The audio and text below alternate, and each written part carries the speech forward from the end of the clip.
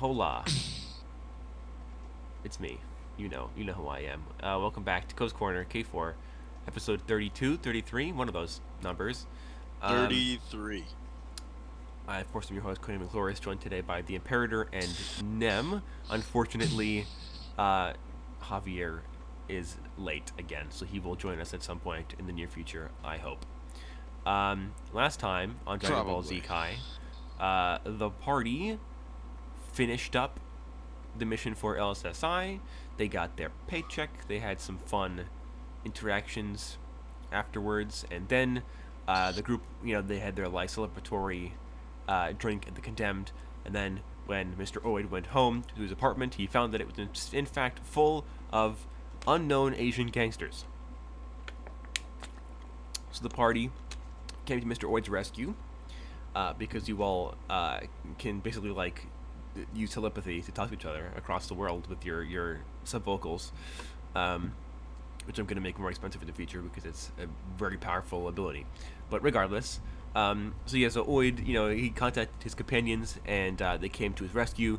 They diverted, with some fun accents and stuff and phony phone calls. They managed to distract the goons and divide and conquer them. And bonus, got to use his shotgun on two people, which is pretty fun. And then Oid was like, I'm going to move out because the Rakai know where I live now.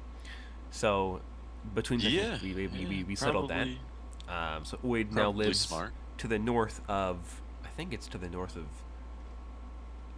Nox's house or an apartment. He lives like a dozen or two blocks away, north of there, near a different dead zone across town, across this part of the town.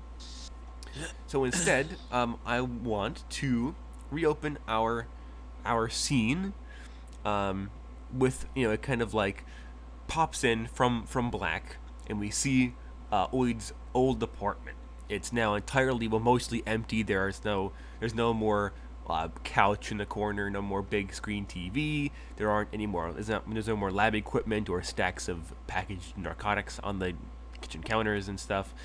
And then the camera kind of turns and back towards the doorway, and we see one of those armored Rakai officer guys with the katanas on their backs and stuff. You guys saw in the first mission you encountered the Rakai in, and he's standing there in the doorway with his hands on his hips, looking around at the floor that the camera can't see.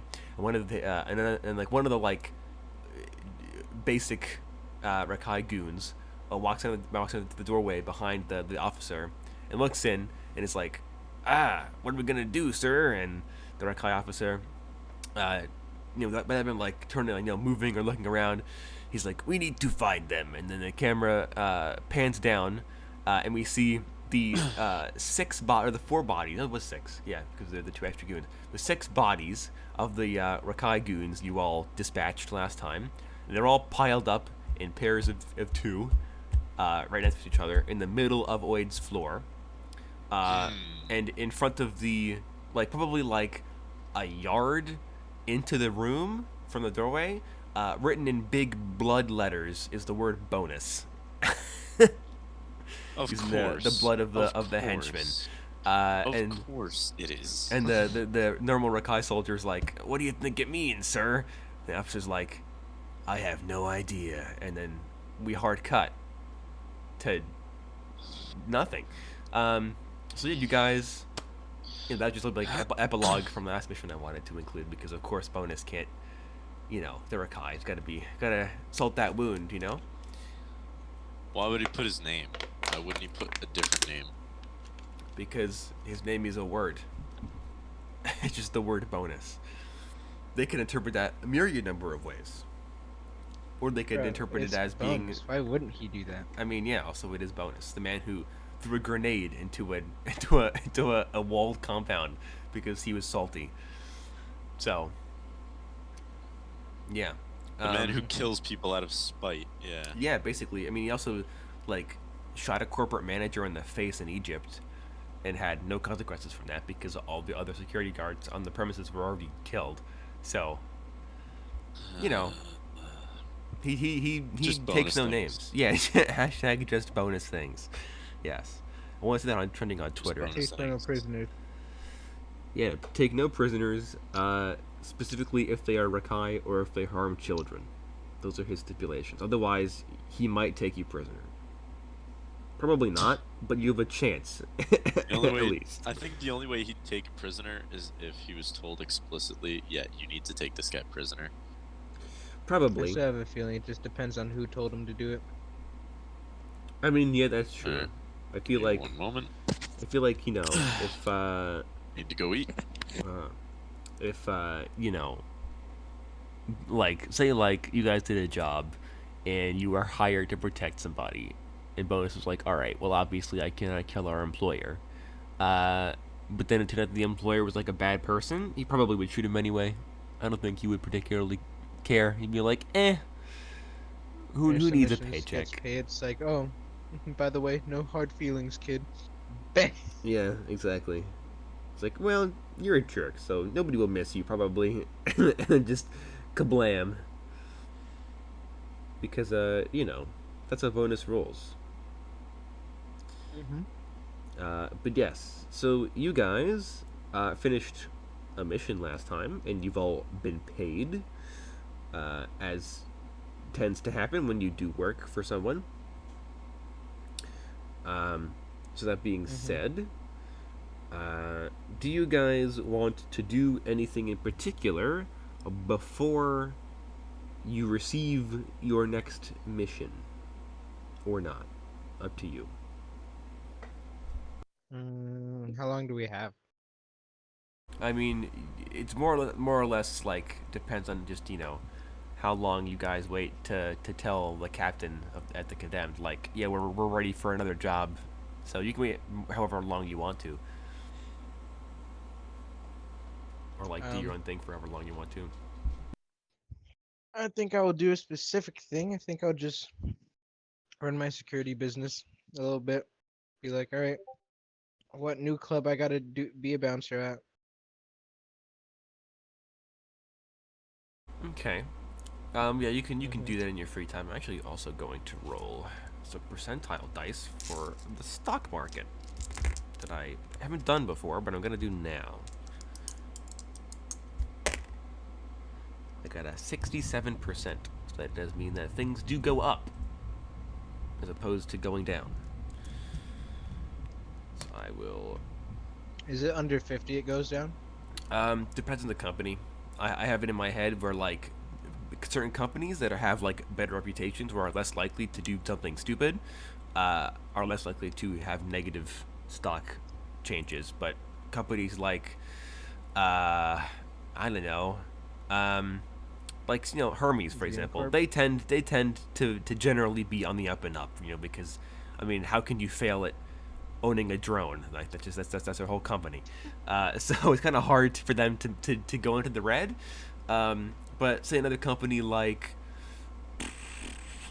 New You, for instance, which at any moment could face a horrible lawsuit for some horrible thing they were caught doing, or like Artificial Life, which could get caught at any moment, it'd be sued for breaking AI laws or something like that. They are more likely to face negative stock changes than something like Kode Enterprises or Hermes. Hmm.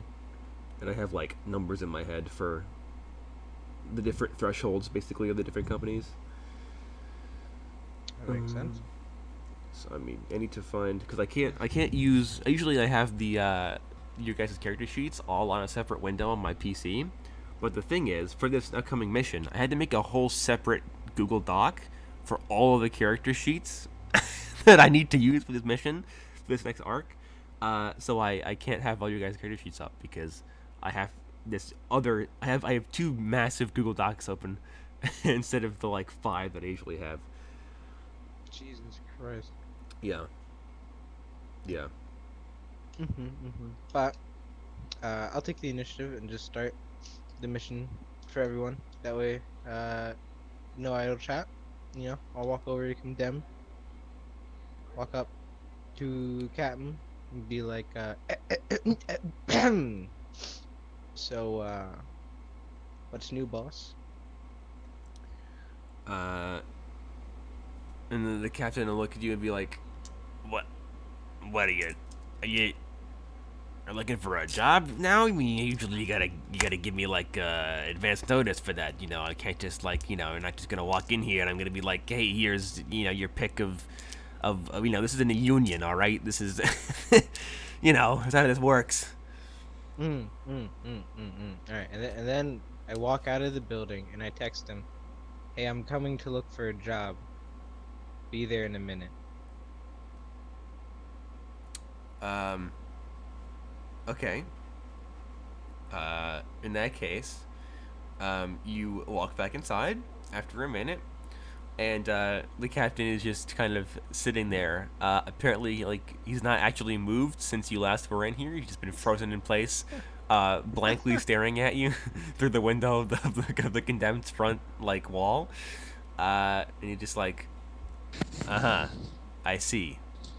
Well, look, it's gonna be a minute until I can find something for you. So, take a seat. Did you get my message on what I was gonna do? Yes, I did. Beef up Ankh and look for an odd job. Is that what Nox is doing?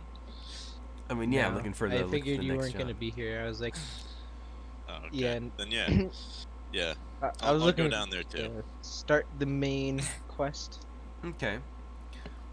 So Captain's like, all right, well, just like have a seat, Knox, and then There's I'll two look of you for something. here now. Yeah, and then Kyle walks in and he's like, oh great, and where are the other two Let me Galubas, guess. huh? Where's the fire? Oh, where's the other two? Oh, they're sleeping in, doing their thing. Captain Somewhere. kind of looks at you and he's like, a part of me really does not believe that Bonus ever sleeps. Period. I think he just is always awake. I don't think that man What? has slept in like 10 years. I mean, hey, you never know. He's slept somewhere in some time in some alternate universe, Possibly. And Captain's like, sure, whatever. Weird. Weird people. And then you see him kind of like, Oh, wait, yeah. yeah. And then I would text Bonus and be like, "Hey, are you asleep?" He texts Yes. back. He texts back to me afterwards, and he's like, no, why? Oh. Can you go to sleep for like a second? He texts back, no, I'm busy.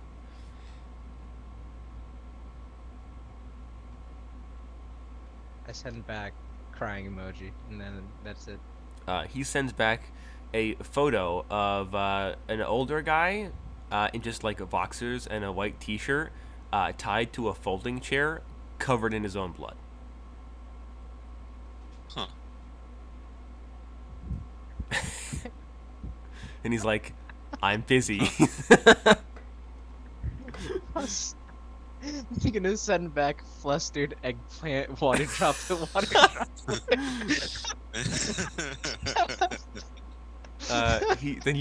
Then like a minute later, you get a message, and like the iPhone thing where like it gives like a description of what the message is. It just like that notification pops up on your phone, and it just says like one video has been sent. Oh god. I'll open this up in my free time. You're gonna be shocked to find out that it's a video of Bonus executing that guy, but okay, you do you, I guess, Lamel. Oh, Lamar, I thought that was gonna be so much worse. God. But yeah, so probably like 5 minutes later, 10 minutes later, the captain comes out and he's like, "Yeah, I don't got anything for you guys. Not today anyway." Oh. So But what about the plot? kind of like what? It's right what here. plot? I pointed my ass. Oh shit, that's right. I don't know that. The entire I story. don't know that. The entire story hinges purely on Nox's butt. Confirmed. It's canon now. Yeah, dude. Fourth wall breaking. Yep. But yeah, so Captain's like, whatever. You can hang out here, I guess. This is a bar still, so if you want to get a drink, you can get a There's drink. no law against you being here, technically. He's like, well, it's private property, but like just because you're on a job doesn't mean you don't have to hang out with me. All right, I'm not, it's lonely in here. He says in a crowded bar. In a crowded bar. Yeah. Just Yes. no one pays attention to his cries of loneliness. I mean, everybody They're in like, here "It's is like okay, Cat." kind of hanging out by themselves. There's like a bajillion of those like shady corner booths. Every booth in this bar is a shady corner booth. So yeah, people tend to like keep to themselves and ignore Captain unless they want to order a drink. So yeah, he's a very lonely man. Oh man, you know what? I sit at the bar, and I go, you know what, Captain?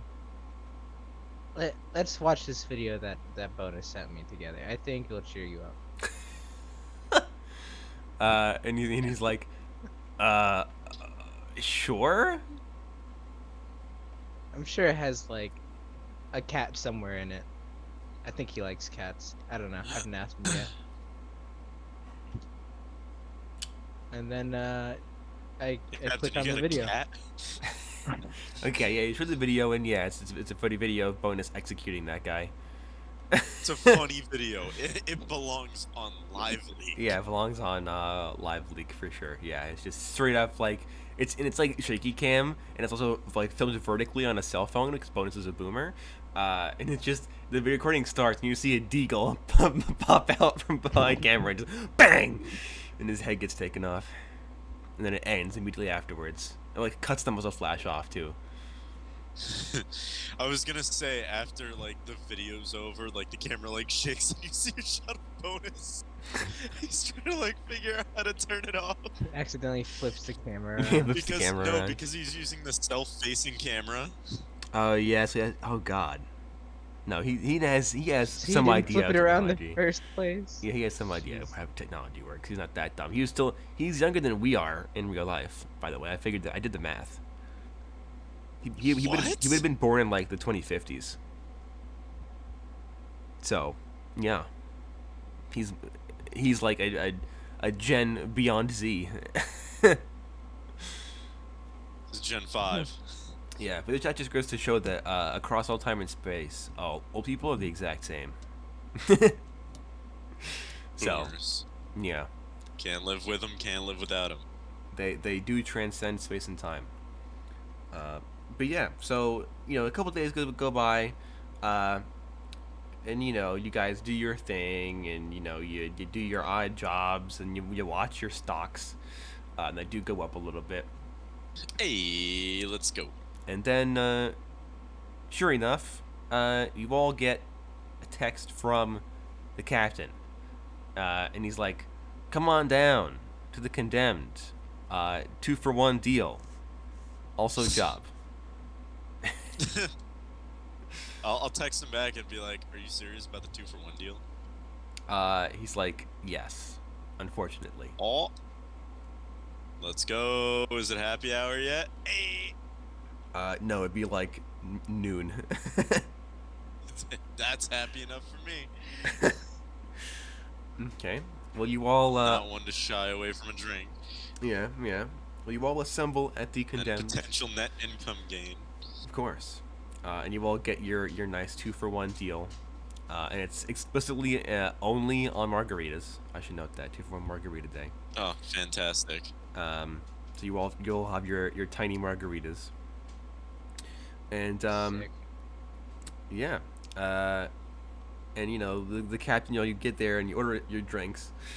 Captain walks over to you guys' booth you guys sit at. And he's like, "So, gentlemen, lady, I've got some news for you." All right, let's hear it. You got a cat? I was like, "No." Yeah, did you get a cat? I was like, "No, I have Cromwell for that." Ah, So Cromwell is your cat. Like, Cromwell is like more like a gecko. To be honest, I don't think he's not smart enough to be a cat. He does push-ups to entice a mate. And Captain's like, you know what? I wouldn't be surprised. I don't think anybody would be. That and I have seen him like lick large piles of honey on a table before, like a salamander. Large So. piles of grapefruit. Yeah, like yum. You know. But anyway. Yeah, it sounds like him. He's like, so I got this message from a guy. I think you guys may have heard of him before. I don't know though. He calls him. His name's Braden Zanthorpe. I think you guys have worked for him several times, right? Yeah. He requested you guys by name this time. He said something about I don't know, like cars. I think. Whatever. Interesting. Captain's like, but anyway, yeah, he wants you guys to meet him at some like restaurant or like hotel or something, in like near the luxury district. It's called like the Six Cylinders, I think. I've never heard of it. Interesting. Can I make an intelligence check for this and see if I know what's up here? Sure. Like, to see if I know about the Six Cylinders Yeah. or why we're going to the Six Cylinders. Yeah. Alright, where's my dice? Where's my dice? There it is. That is an 8. So the Six Cylinders is a it's a car dealership, and also a high class restaurant, and also a hotel, and also an automobile factory. And it's a chain Okay. of yeah, and it's Interesting. called the Six Cylinders because it is made up of like 7 floors, but the upper 6 floors are various like themes and different stuff, and it's styled like, Okay. you know, that hotel in Disneyland they have that's all based around like 50s greaser cars and stuff like that. Yeah. It's very much based off of that kind of aesthetic. Like there's like that. the big like restaurant rooms and stuff have cars on displays.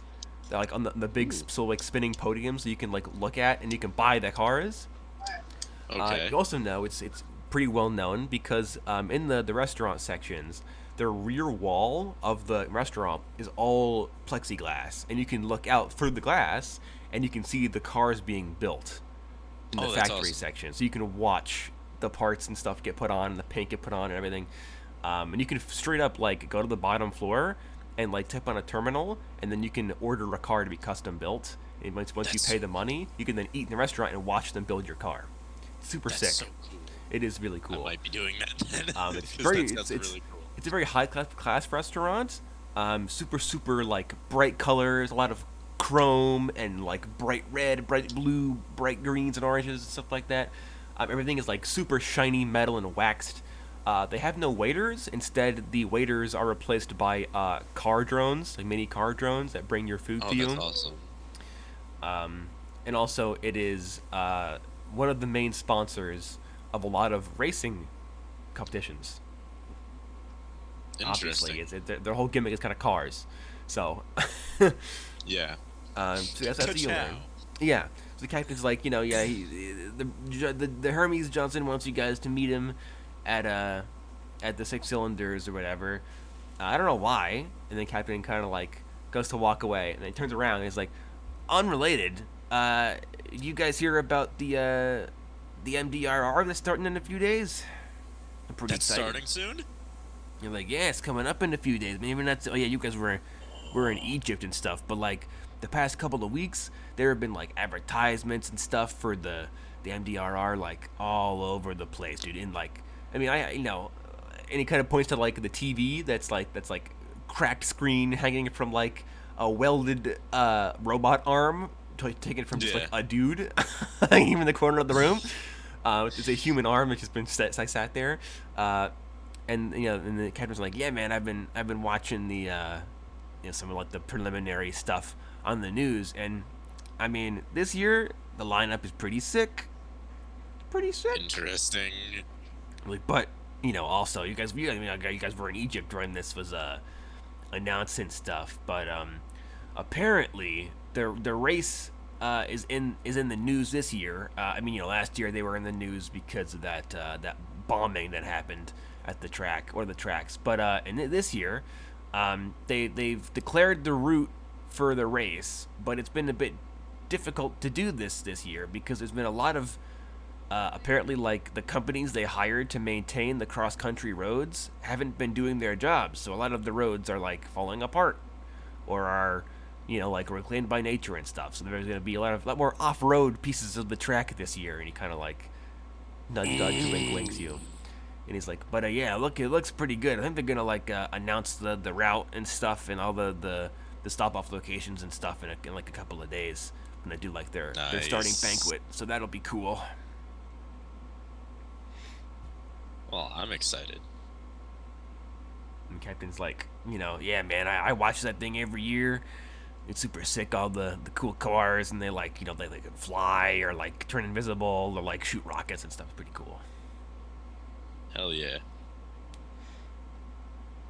And then it's like, but yeah, you guys go talk to the Johnson and whatever. He seems to like you guys, so I don't think you'll have any problems. But if you do, give me a call.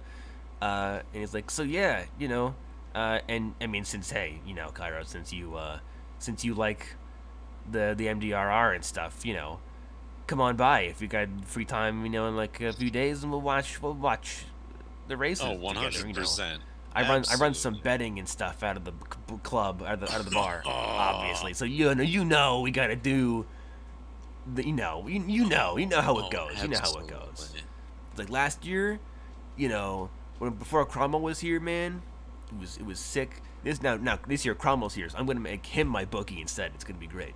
He's gonna break some more kneecaps for me. It's gonna be good. And like, but hey, I'll see y'all later. All right, have fun, you whippersnappers. And Bonus is like, I am your age.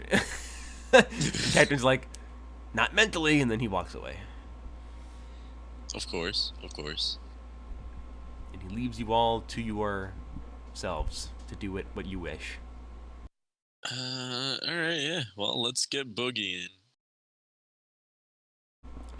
Okay. Describe how it is you get boogieing. I stand in the center of the floor and start dancing. No. I definitely just get in my car and go. Yeah. I'll grab my bike, grab Ankh, and get us moseying on over. Oh, and I also grab Oid. He would have been at the Cadem with you guys. I straight up just pick him up as if he was like a cardboard cutout, and just walk him out.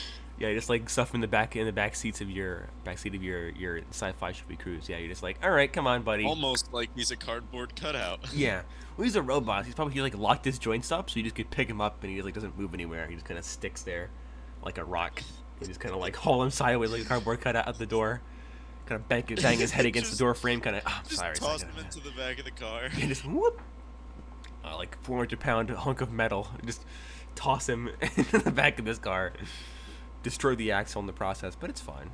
Oh, I completely forgot that Ankh has a robot, like a humanoid robot body now. I need to work on that. Shit. Oh well. When I get back.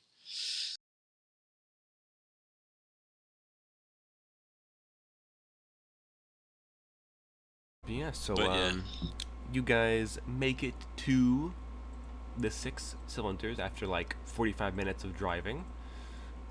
Bonus beat you there by like 20 minutes because he can fly. And he's cool like that. Because he can fly.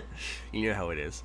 But yeah, so you guys pull up, and the 6 cylinders is sure enough, is a 7-ish story, huge, like, apartment, well, not apartment, but like huge, like skyscraper, massive open parking lot. The first floor, you can see like the walls of windows. You can see all the fancy cars, kind of in their podiums and stuff. The people walking around. The parking lot is also a giant dealership. There's lines and lines of vehicles, all different makes and models and sorts of different stuff. And then on like behind the kind of like proper fancy facade of the building that is bright red and chrome, by the way. You can see like the back of the building kind of extends out, and that's the actual like factory, and it's also like themed, and there's like a bunch of like huge murals on it of like cars and tires on fire and stuff like that, and it's very aesthetically pleasing, all nice and well decorated. And yeah, you all pull in, you get out and stuff. You all arrive at roughly the same time for dramatic timing reasons. Purposes. Yeah. How dramatic. Alright, yeah. Pull in. See what's up. Nice place. It you can hear like old like 50s style like rockabilly greaser music playing from inside of the building as well. Very strange.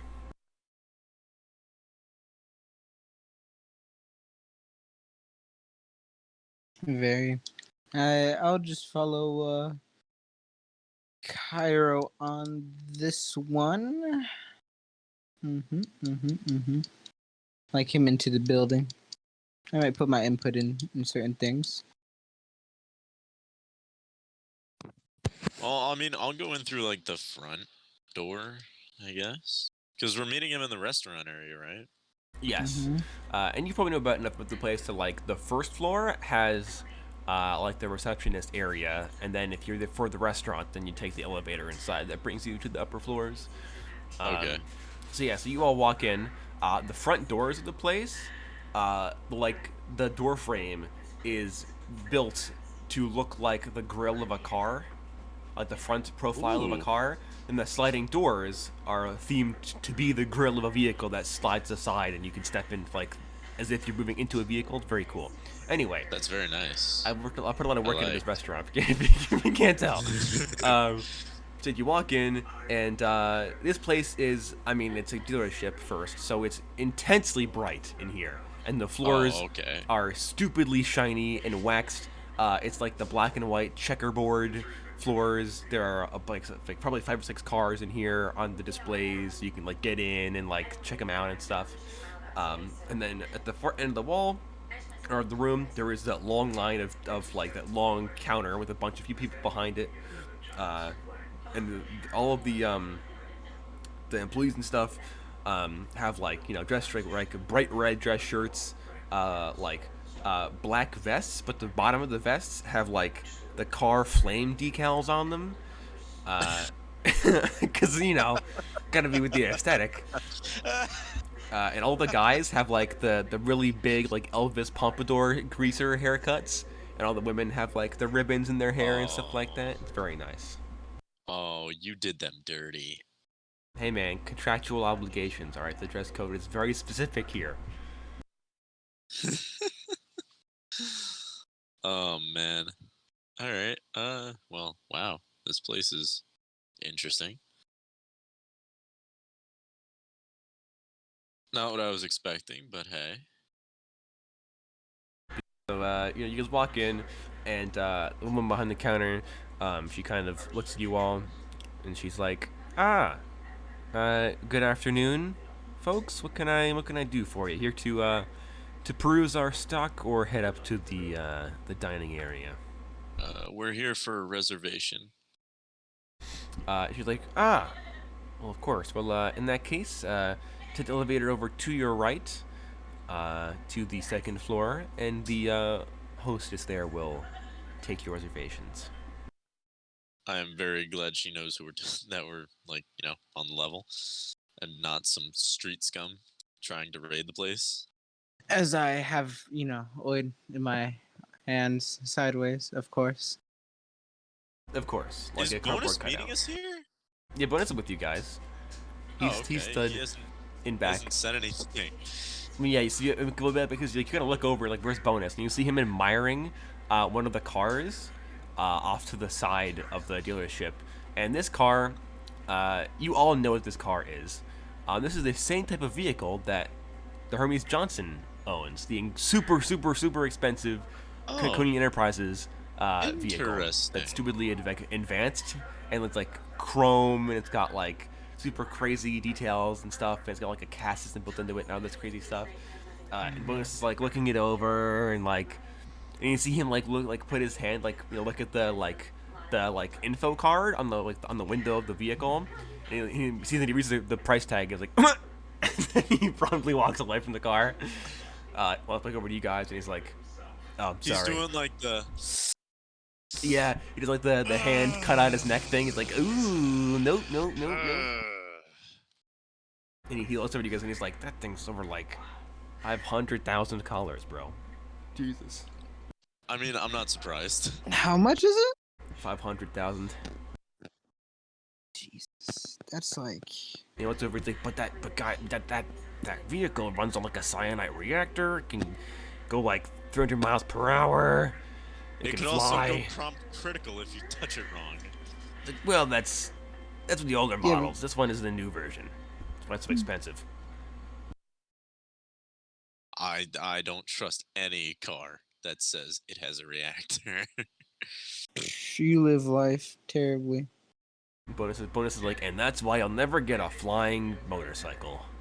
And then Yeah. and then he kind of like finger guns you, and at the same time you hear his bike like beep beep from outside. Yeah, you're right. That is why I'll never get a flying bike. I'll stick to the ground, thank you.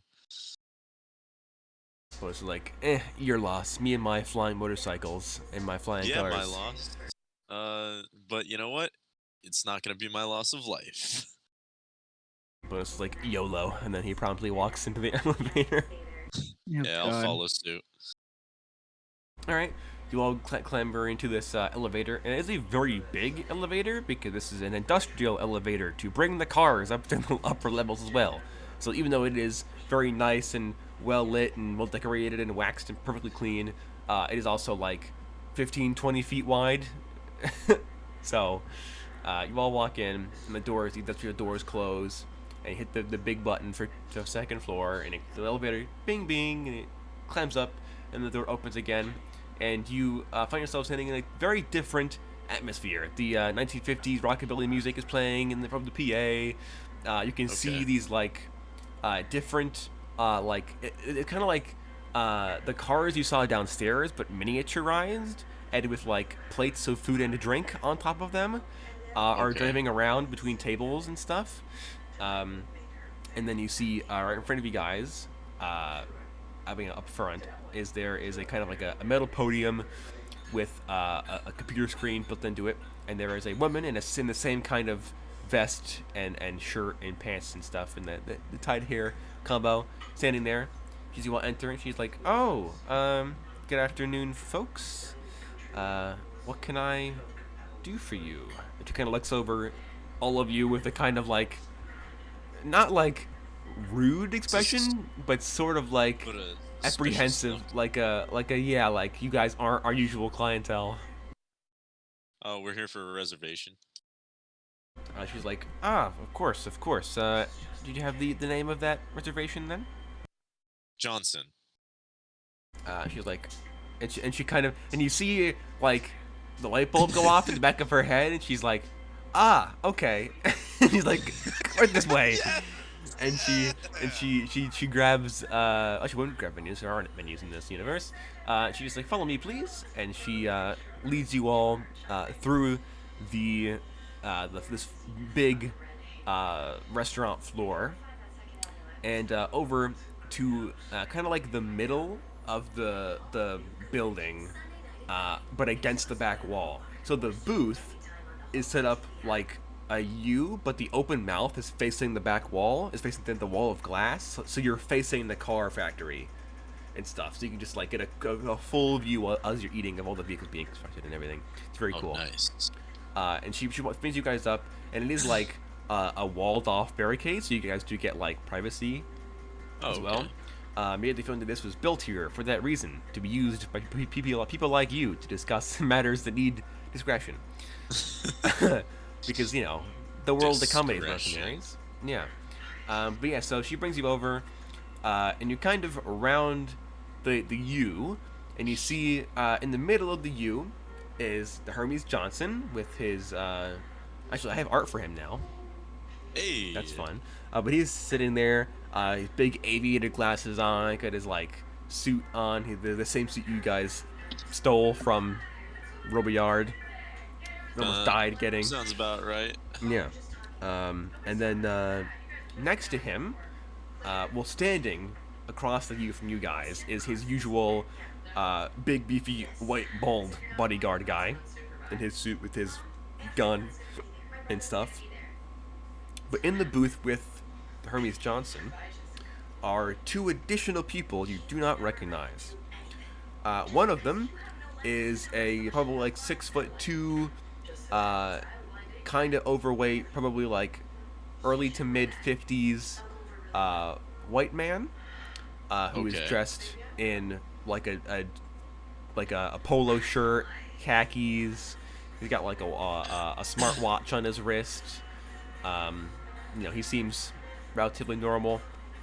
But the other guy is definitely a lot more unique. The other man is younger, probably because he's, looks younger, looks more athletic. He's wearing, most notably, a kind of like silver, like chrome, like puffer jacket, but the sleeves have been cut off at the shoulders. He's wearing black leather fingerless gloves, and there is a big yellow star spray painted onto the front of his puffer jacket, and he's also wearing a chrome motorcycle helmet. Oh, that's awesome. That's fire. I search for both him and the Hermes Johnson when I find it. Right. So yeah, you guys see this, and the Johnson's like, of course, folks, glad you guys can make it. He turns to the waitress and he's like, thank you, miss. And she's like, of course, Mr. Johnson. And then she winks at him and then walks away. Out of character, I'm really glad that worked. Of course it did, because Xanthorpe is a professional, all right? Professional. He goes by the name Johnson. Well, he does. Name. Well, that's how you remain anonymous when you're setting up meetings and everything. And most establishments recognize that when somebody makes a reservation under Johnson, they aren't actually named that. So. Yeah, sounds this about right. is the Hermes Johnson. And this is the second guy with him. And I refind his art. Where is he? Where are you? Buddy boy. I've passed him. Here we go. That's the Hermes Johnson, huh? Yep, and this is the second guy next to him.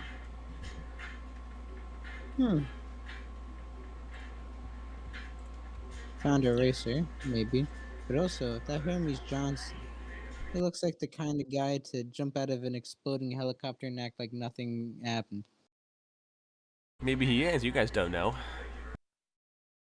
Oh, okay. You guys don't know him like that. The second guy's interesting. Bro. Of course we know Hermes Johnson like that. He kissed my hand. Oh yeah, well, yeah. You might know more of him than other people might care to know, but That second guy does look very interesting. He looks like. Also, I should note that his posture, he has both of his arms up on the booth, on either side of him, and his big black laced combat boots are on the table, and he's just full lounging there like a. Which one? The racer guy. Ah. So you have the Johnson just sitting there, bodyguard, and then the racer just chilling. The racer's on the Johnson's right, and then the older guy is on Hermes Johnson's left. Okay. All right. And then the bodyguard is standing because the bodyguard stands. Okay. So yeah, so Johnson sees you all, and he's like, please, gentlemen, please, folks, please, take your seats. I'll introduce everybody, after we order some food, all right? And he kind of like, the food here is fantastic. If you like burgers, fries, hot dogs, any kind of Americana food, this is the place to get it. All right, trust me. I know my hamburgers. Okay. Know what I'm gonna get? I'll take a seat and I'll turn to him and be like, all right, I'll take your word for it. Johnson's like, and of course, the first meal's on me. Ooh, don't mind if I do. I'm gonna get some braised pulled pork. Man, Nice. does that mean I even get to order you? And I wink, and I look at my menu. And then Torb looks at you and he's like, "Oh, do behave," and he kind of like winks at you, like not in front of the clientele. And you see that the racer, you can feel the uncomfortable energy from Bonus, the other old guy, and the racer dude. uh, Oh, this is Kairos' audible discomfort. well, I Ox just sits next to the table, covers with the paws. that felt, oh yeah, much needed.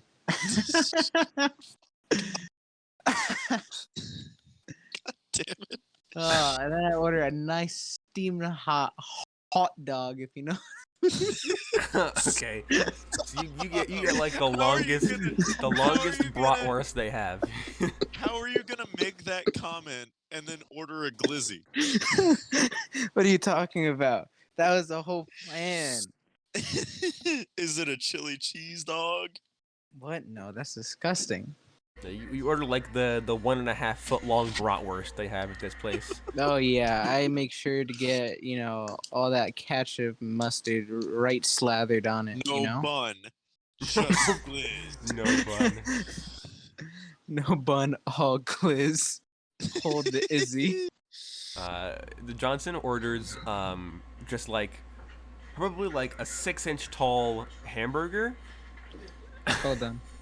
that is Hold up. unnaturally large. Hold up. A 6-inch tall? Yeah, it's a big hamburger. Is this like? No, you know what he's got to do? He's got to do one of those like food challenges that these places hold. No, that's what the racer guy does. He orders like a 55-ounce steak or whatever.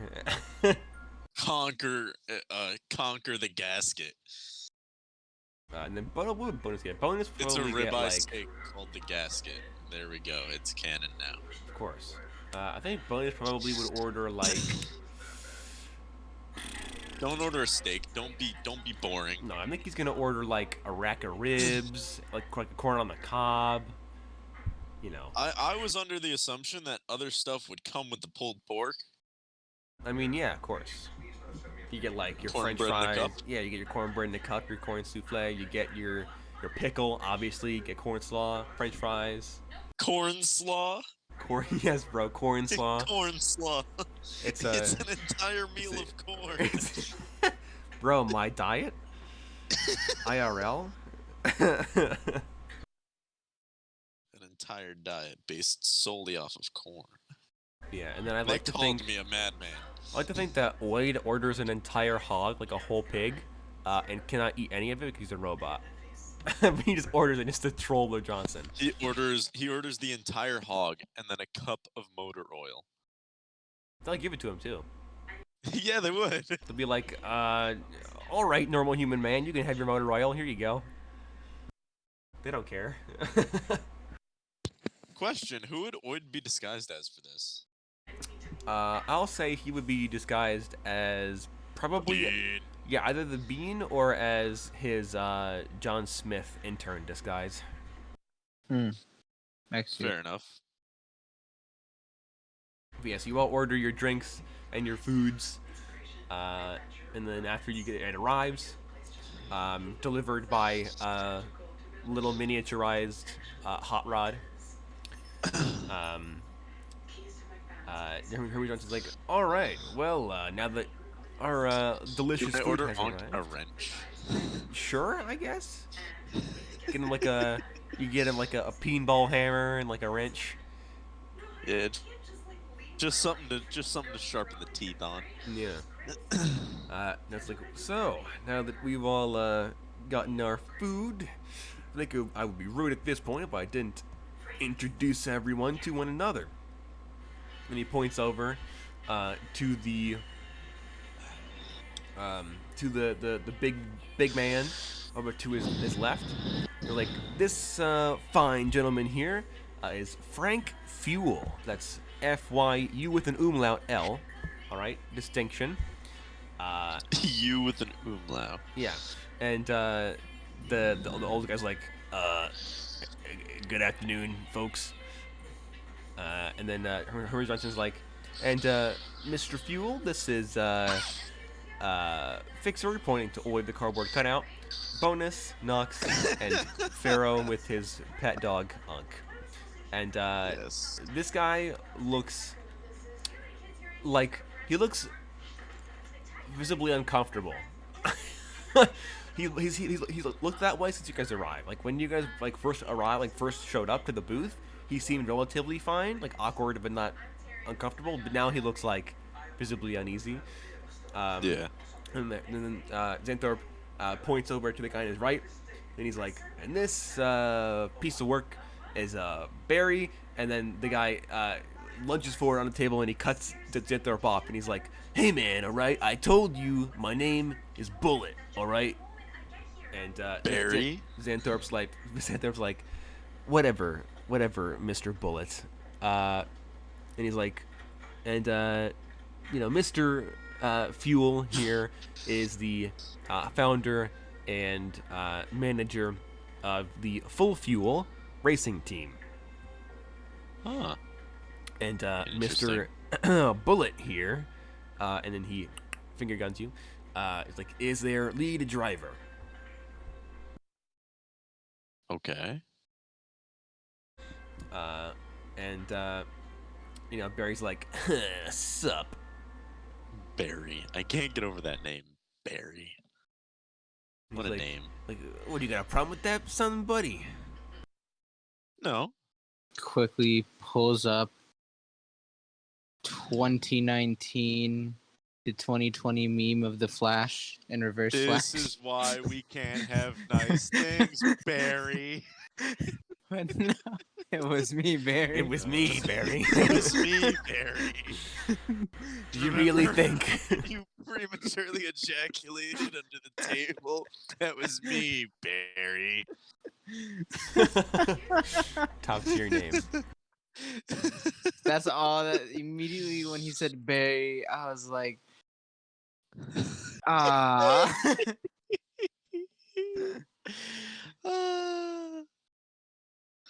And that's just like, yes, Mr. Bullet here is the team's hired main racer on contract to work for the Full Fuel team after their original driver, one of Frank's son, unfortunately passed away in a tragic racing accident a few years ago.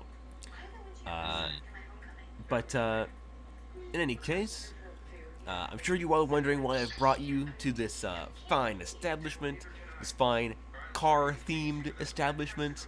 Brought you here with these two racing-affiliated individuals. Actually, no. I thought you were just asking us out to dinner. You're like, Honestly, if you were asking us out to dinner, I'd be very honored, but I knew that this was something else. that's like, well, there'll be plenty of time for dinner dates after, we settle this current business, Mhm. I'll take you up on that offer. Anytime.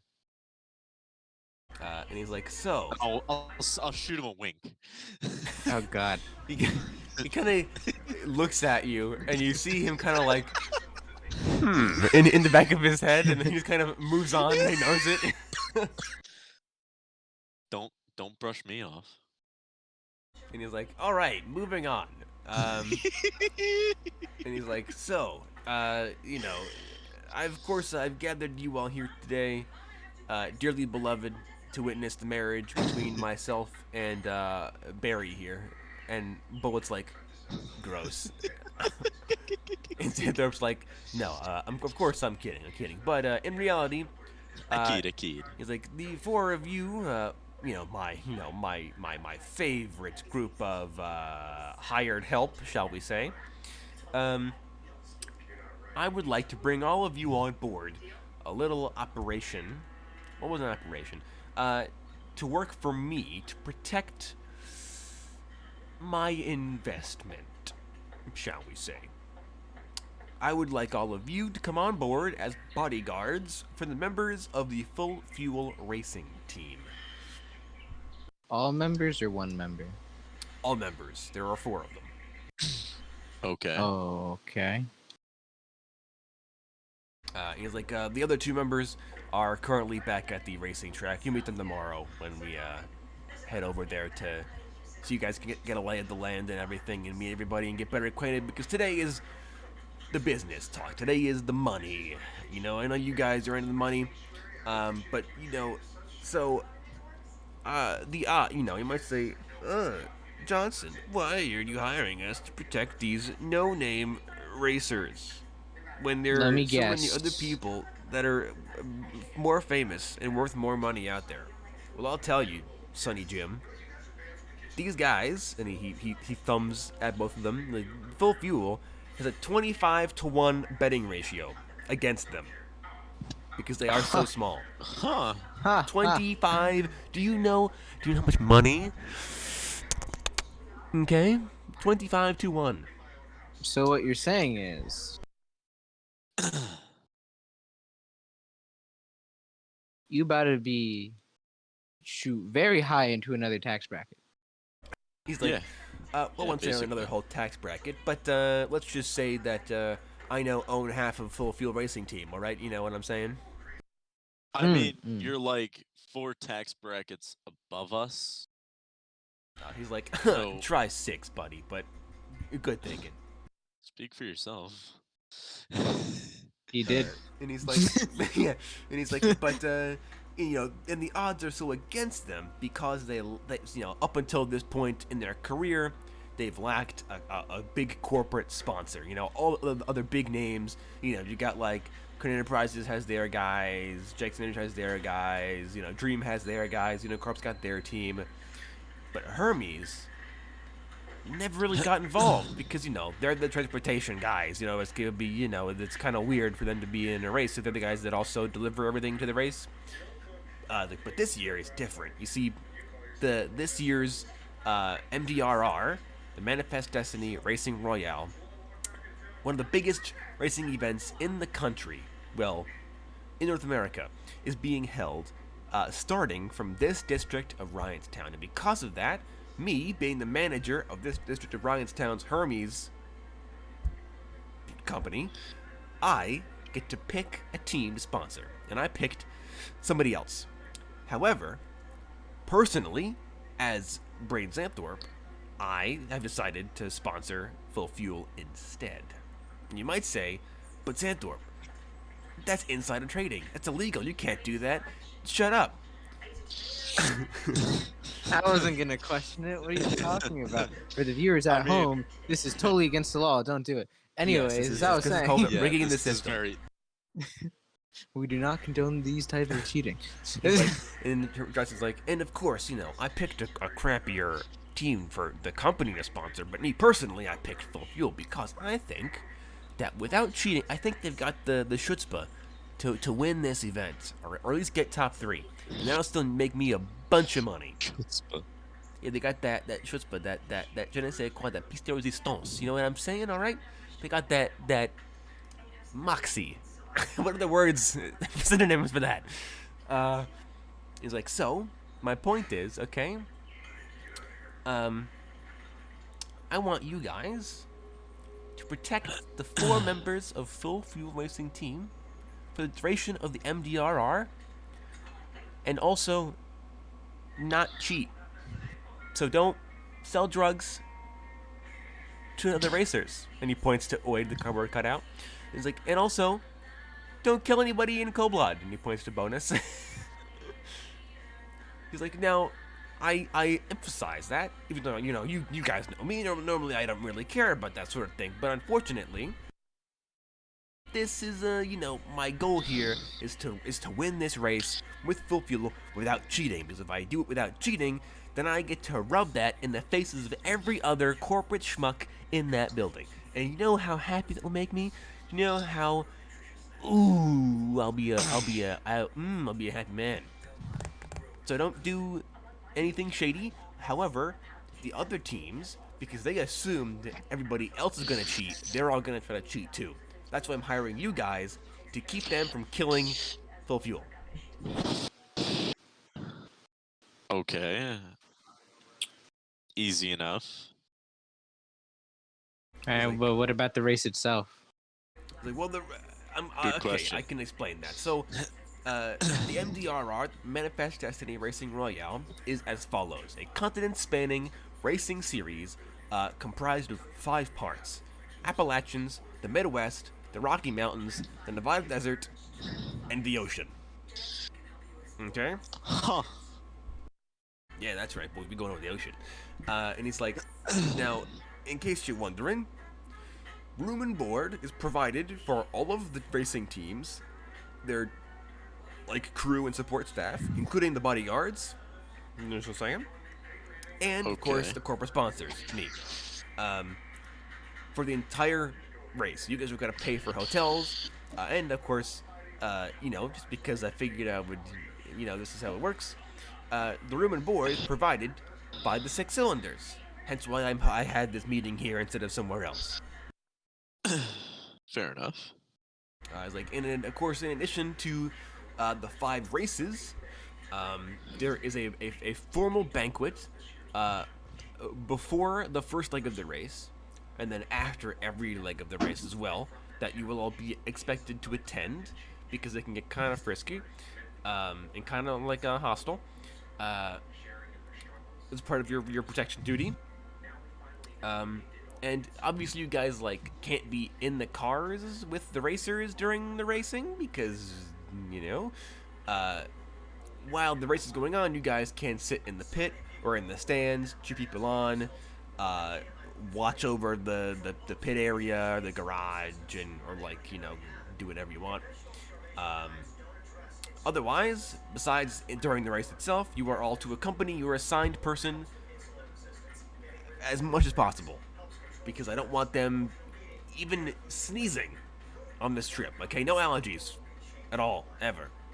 Okay, just not a single trip over a loose carpet.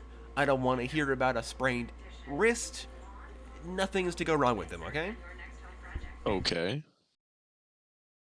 Because if even one of these fine people is, for example, kidnapped and held for ransom, overdosed on drugs, shot, stabbed, tossed out of a window, run over, beaten to death in the parking lot of a chain restaurant. I mean, sounds about right. If only one of these people happens to be incapacitated, shall we say, then the whole team is going to be screwed up. So keep them all safe for the duration of all 5 legs of the race, okay? Alright. And each of you, if you succeed in doing this, will receive 25,000 collars. Said 25? Indeed I did, my good man. Well, alrighty then. So, do we have a deal? I mean, think about it, right? You guys get paid $250,000 to just travel around the continent and attend one of the biggest racing events of the year. I mean, also, I should note, you guys get front row seats because you can be in the pit. That is so true. you get or you could be in a helicopter. If I'm being a helicopter, I can give you a helicopter. I'm not even gonna lie to you. I thought you were gonna ask us to race in it. No, Johnson's like, oh no, that is well, yeah. When you meet the other drivers tomorrow, and then the team's mechanic explains exactly how the vehicles work, you'll see why I can't just have anybody get in the cars and drive them. And then Barry the Bullet is like, yeah, man, you're not, yeah, I'm cool. Is that a challenge? He's like, sure, buddy. Whatever. Fine. And then Johnson's like, so, is that is that a deal that I hear? Are you going to work for little old me? Well, Wait, you definitely ain't little, but yes. He finger guns at you. Nice. Shut the fuck up. Dude, what are you talking about? I'm obviously sweetening the already super sweet deal. And it's like, I mean, come on. I mean, like I took this investment deal with you guys in mind. All right, I knew I had to have somebody come in here and protect these guys, and who better could I possibly ask to do this job for me than my 4 favorite mercenaries? All I right. turn to so- Johnson and I go, look, I know you're flattering us, but I will have to ask. Will there be good food in Hot Babes? He's like, the 6 cylinders provides, baby, whatever you need. Or if they don't I've have got it, a I can get it question. for you. I mean, I literally own the world's biggest smuggling operation. Oh yeah. Oh yeah. I'm in. I have a question. Sure. Now, what do we do about safety while the race is going on?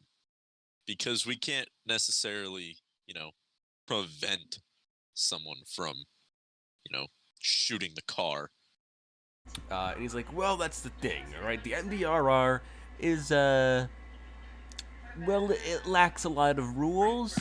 And vehicles can have anything from plasma guns to anti-tank rockets to energy shield systems to invisibility suites.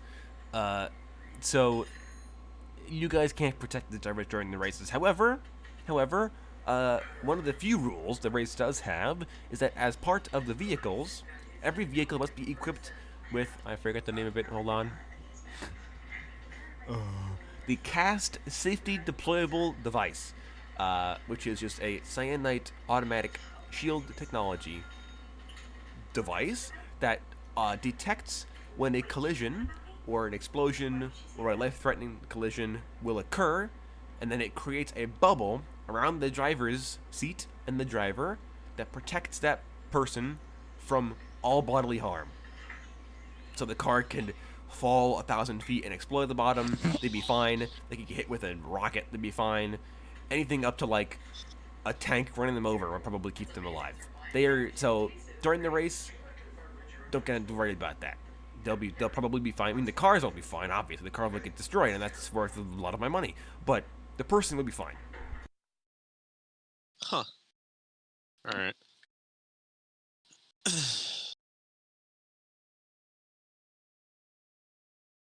was like, so, deal? No deal? Yes? No? Yeah, sure. I'm like, great. And he reaches down beneath the table and he pulls up a like cigar box, made of like real, like mahogany wood and like gold, which is super expensive to own. And he puts it on the table. And he's like, now, don't tell anybody I gave you these, okay? Because again, technically you don't work for Hermes this time. Technically you work for Braden Zinthorpe, the individual. However, as But manager, no one knows that. as manager of this district of Ryanstown's Hermes Corporation, I'm gonna give you these. Don't abuse them. And he opens the latch on the cigar box and he lifts it up, and you see in there 4 golden lapel pins that are in the shape of the boot with the Hermes wings off the side of them. And he's like, now these little puppies are security pins. They have the have inbuilt microchips that have the AR information to identify all of you as VIP security personnel.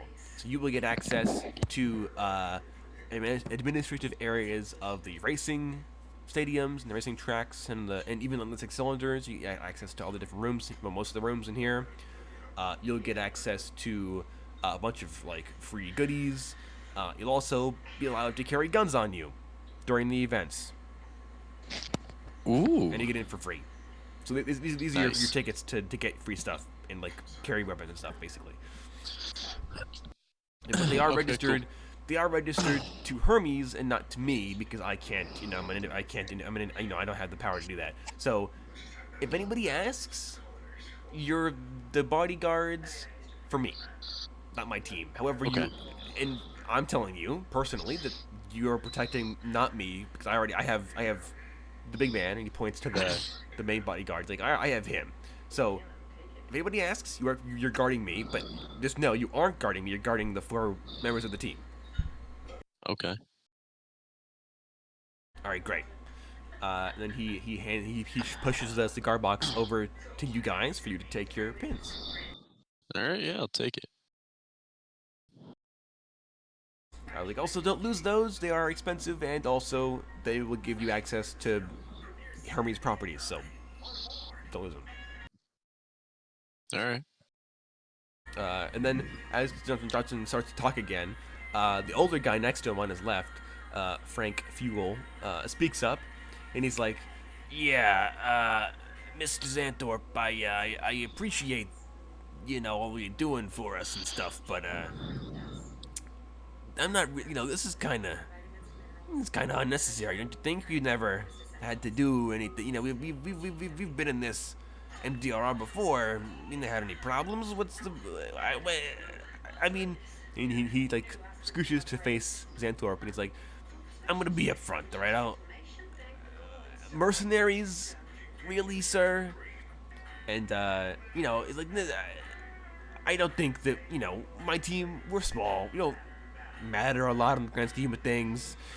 We're not a big deal. I don't think we need a bunch of shady mercenary guys following us around with guns all the time, alright? And then the other guy, Bullet, he interjects. He's like, yeah, man, alright? I am more than capable of handling myself, alright? And then the Johnson kind of like puts his arms out and he's like, gentlemen, please, alright? I understand your concerns, but just know that these 4 folks, I trust them with my business, which is better than being with my life. So honestly, they've done good work, and Bullet's like, they don't look like anything special to me, and Johnson's like, I turn to Bullet. I okay, go, you? I can break you with 2 fingers. and You think you're capable because you drive a car with bullets in it? Okay, pal. Okay. I'll be his bodyguard. I'll be his bodyguard. I'll also turn to him and just flick my head forward and have my helmet come up. and actually, so you might change your mind about that when you meet the other members of the team, Knox, but we'll see. So Yeah, no, I definitely will. The moment there's a babe, I'll be like, you know what? Tough break. because the Bullet's like, well, I mean, I'm just saying. I mean, like, why? And he turns to Xanthorpe like, why 25? That I don't even get paid more than that. But I don't get paid as much as like that much per race. What's the big deal? I'll turn to him. And I'll just tell him like, you should be careful about what you say around us. We are probably some of the most dangerous individuals you will ever meet. Jensen's like, no, Mr. Bullet, all right, don't insult my employees in front of me, okay?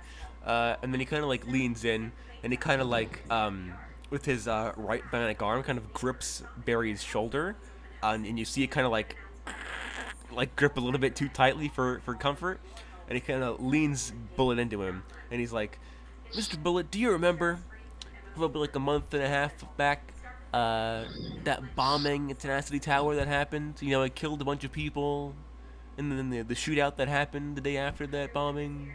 And Bullet's like, well, yeah, everybody in the city heard about that.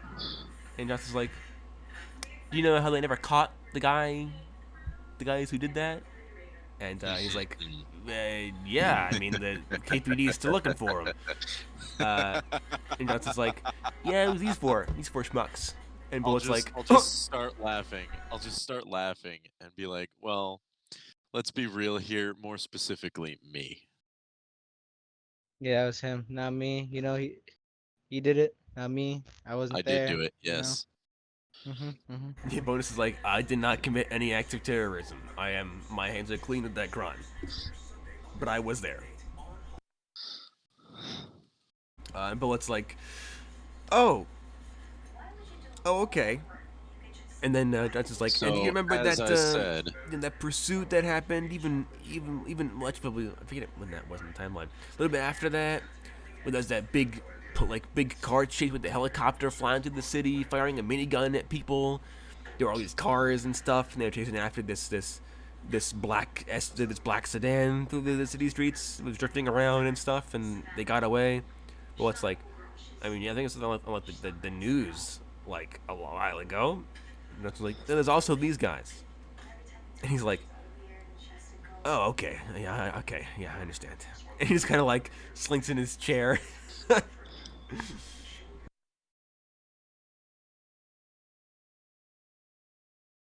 And Frank Fuel, he's like, well, I mean, that, I mean, you guys can take care of yourselves. I mean, that's all well and good, but I still don't think it's necessary that we have this much effort put into keeping us safe. Like, we don't,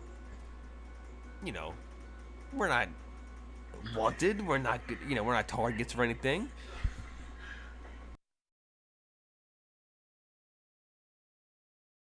And so Santhorpe is like, Mr. Fuel, please trust me on this, all right? And then you see that, as they kind of go back and forth, Frank continues to be unconvinced at his need to have you guys around, and he seems actively like uncomfortable with you guys being here. Now, more so now that he learns that you guys are like did all those crazy things. And I then think if anything, I'd cut in. you won't even know we're there. Look at it that way. No, they will. I go, look. And I turned before I say anything. I was like, do they know who bet on who? And it's like, yes, the corporations do share who they bet on, and usually the biggest bets, of which mine is in the top 10, by the way, they do generally provide them publicly so that people know who is sponsoring the race competition. And then I looked at him. I'm like, yeah. So now you definitely are a target. On top of the fact that top 10. So if this is all about who cheats the best, as far as I understand, someone's eventually gonna come after your guys' head and go, that's just easy money. Exactly. It's what you said, 25-1. I don't know if there's 25 different racers, but as far as I know, that's 25 different people that could come after you. Now I get it. You're a small group. You're like, look, we just have someone big betting on me. But why is someone big betting on you? Isn't that kind of suspicious? And now it's publicly known? Come on. You can't expect not someone to go after you now that you have a big name to back you up. And you see, he kind of seems like more convinced than Xanthorpe's like, and look, Frank, alright, look at it this way. It's better to have a gun and not need it than need a gun and not have it. These 4 fine folks are your guns. If you need them, fantastic. If you don't need them, just as fantastic. Everybody still gets paid. It's all fine. It doesn't matter. And Frank's like, okay. Then Xanthorpe's like, look, you'll see what I mean when something bad happens. And then he just kind of, you all go back to your meal. I'll turn to the guy and be like, look, we may not look like much, but when it comes down to it, we get the job done. And he just kind of like nods. He seems kind of contemplating right now his life choices and how he got to this position. I'm gonna turn to Xanthorpe and be like, hey, how much prep time do we have, and what can we and can we not bring? The Johnson, he's like, well, in terms of, you've got, let's see, tomorrow we're going to meet the rest of the team. Then the day after that is the banquet, and then the day after that is the first leg of the race. So you've got 2 full days plus the rest of today to go about your business. In terms of what you can bring, I wouldn't bring an assault rifle to a formal gala. Just saying. Well, of course not. Of course not. But I'm saying for the race, what can we actually not have as security? He's like, well, usually pistols, maybe like concealable SMGs are preferred. And obviously, if you can fit something in your arm or whatever, then that's obviously acceptable. You know, all that sort of stuff. Yeah, I mean, you guys are security, so do whatever. But you know, most of the time, it's considered rude to walk around with an assault rifle in public, generally. I mean, hey, I'm just the security here. He's like, well, yeah, but that gives off the impression that you're there to cause trouble. You know, like you want to look like you aren't there for security, so that people Well- don't think that you're gonna just like pop a cap with somebody the second they walk up on you. You know what I'm saying? Maybe. But little did they know. Like, well, yeah, that's the point. Is that you wanna look intimidating, but you don't want to look aggressive. That way, people don't look at you and go, Fair point. "You are going to murder me," because that's no bueno. We still gotta put up a good image for these people. All right. That's Yeah. another way to make money here. Fair point. Yeah. Don't worry, I'm not gonna be carrying no assault rifle. Like also, I wouldn't Yeah, recommend ready. bringing any kind of explosives. I think that should go understood. But just in case you were wondering, don't I bring don't think I bring even them have along. any explosives. Like, well, I was mostly talking to Bonus in that moment, but you know, you get my point. I don't know. Wade has some explosives too. That is also true. Yes. This is the Just one sit time I there. don't have explosives. I know what you're talking about. Those EMP grenades, they count as explosives. No, they're EMP shells. I thought they were slugs. Yeah, that's what I'm saying. EMP okay. shells. You never know. I don't know, man. Shoot at a car next thing you know, its auto feature doesn't pop up. You're like, ah, fuck. It's autopilot's down, and it's not responding to manual controls. Yes, you guys. I wonder what could be happening. You guys go through your rest of your meal in relative silence, and then as you guys, actually- oh yeah, mm-hmm. I think I would ask, just like to hard confirm. I go, it is not optional that we don't mess with anyone anyway. It is a requirement, yes? I was like, yes, unless I tell you to, or unless you're harming someone as a defensive measure to protect yourself or the property or a member of the team. Yeah, don't go around like breaking heads or shooting people if you can avoid it. But what if someone tries to break my head? Well, then yeah, like I said, You just self-defense said is fine. defense. Murder, I don't care. Kill them. Okay, cool.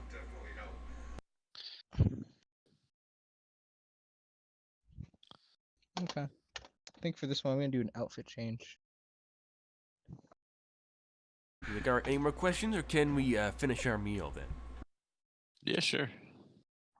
All right, so you finish your guys' meal, and as you get up to leave, another gentleman approaches your table. And this is a very tall, skinny guy, probably like 6'2", very short, like light brown hair, wearing a pitch black suit that has a bunch of like shiny, like geometric shapes detailing pattern on it, and a very bright red tie and a white undershirt. And he's I trust flanked this man. by two. I forget if you guys did meet some of these guys.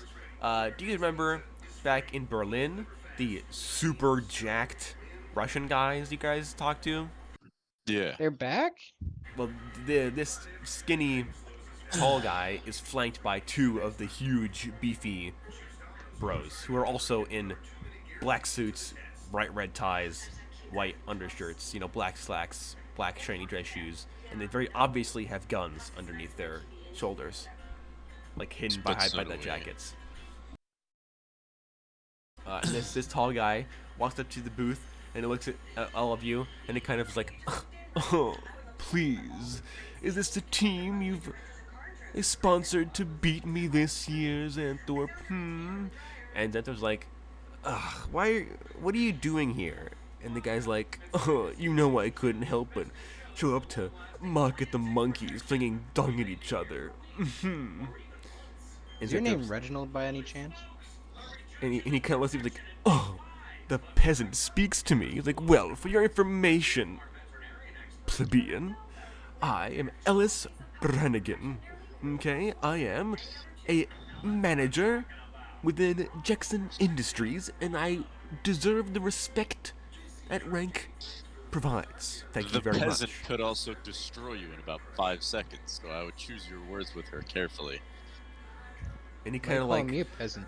looks to Peasant. you, and he's like, oh, Mr. Xanthorpe, contain your pets, please.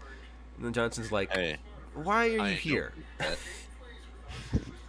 And Brannigan's like, well, like I said, I'm here to schmooze the competition, see what I'm up against this year. And if, to be honest, if all you've got is a freaky rebel punk man and an old guy as your sponsored team, well, you aren't even trying now, Xanthorpe. Come on, at least put up a fight. Or have you gotten that depressed over your strings of defeats? Oh, I'm gonna turn to him and be like, and if all we're up against is some preppy snot that thinks he's got a good racer, this race is gonna be easier to win than I thought. and Brannigan's like, how dare you, sir? Jackson Industries sponsors the #1 prospected racing team this year.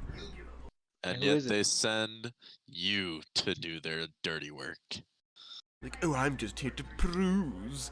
And he kind of turns around, and you see Mhm. this like massive, solid gold limousine being constructed in the factory, and he's like, "That's my brand new car. I'm going to drive it down the red carpet at the first gala in 2 days."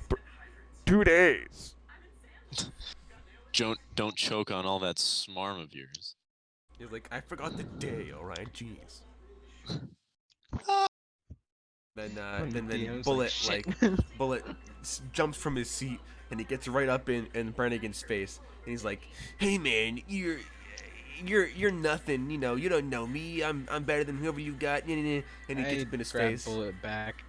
Okay, so you grab Bullet, and as you grab Bullet, both of the two jacked guys also put their hands on Bullet, and he just like press between these three people, and he's like, oh, okay, I get it. I'll put my hands on the jack guys.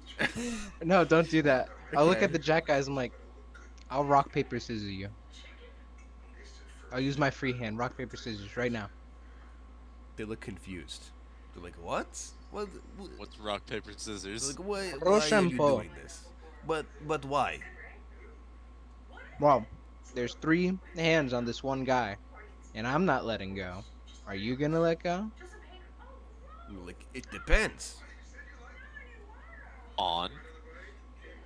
If this heathen decides to touch our boss. I Yeah, wouldn't that's go why as my far hands as are heathen. on there. No, he's a heathen. Anyway, I'm See, like, no, don't worry. That's why we're my hand was heathens. there too. He's a No, racer. okay. All right, speak for yourself. And the big guy's like, well, whatever. And they both like drop their arms, and you just drag Bullet back into his seat, and he's like, let me at him. You know, he's like, yeah. And Brannigan's like, he kind of like brushes his suit, you know, his chest off. He's like, oh, the homeless Had touched an me. orgasm or some shit. And he's like, no, he's like disgusted. He's like, the homeless person touched he- me. is- Get the air purifier. And he turns to one of the goons, and they just like get like a pressurized can of air. And he's like, tss, like blow him clean of like You wanna be the great. peasant's dust or whatever. I'm gonna turn Oh to my Bonus and be like, do you want to tell him or should I? The Bonus just this entire time he's been shaking his head and like nursing a beer. He's just like, Jesus Christ, what am I getting ourselves into? I'm gonna reach. What I'm gonna do is I'm gonna reach into my jacket pocket as I'm like going to walk out and pull out a glow stick, and take a deep inhale, turn to the guy, and just exhale in his face. Oh, why'd you do that? Okay, so you go And then it's in his leave. face. He's like, oh, Low quality glow sticks. That's not important at all. Yo, he really said, "Oh, this dust is too local." He smoked so much glow sticks he can tell how cheap Yeah, bro, it is. it's like wine, all right? It's like wine. He can feel how poor it is. Yeah, but this is in terms of intensity. This is the stuff that's gonna kill you in like 5 years. Yeah. So then the guards they pull out, like, one of them pulls out like one of those like little mini handheld cooling fans and blows the smoke out of his face. And I know what I'm imagining for these bodyguards is like they have an actual gun on them, but the reason why they're so like it looks as if they're carrying more is because it's just piles of anti-peasant stuff and yeah, whatnot. basically. You have Yeah. canned air, a fan, like 24 karat infused gold infused water, and all this shit. I mean, they Damn. know who they're working for. They gotta accommodate. But also, they That's are just funny. like straight up like 7 feet tall. So,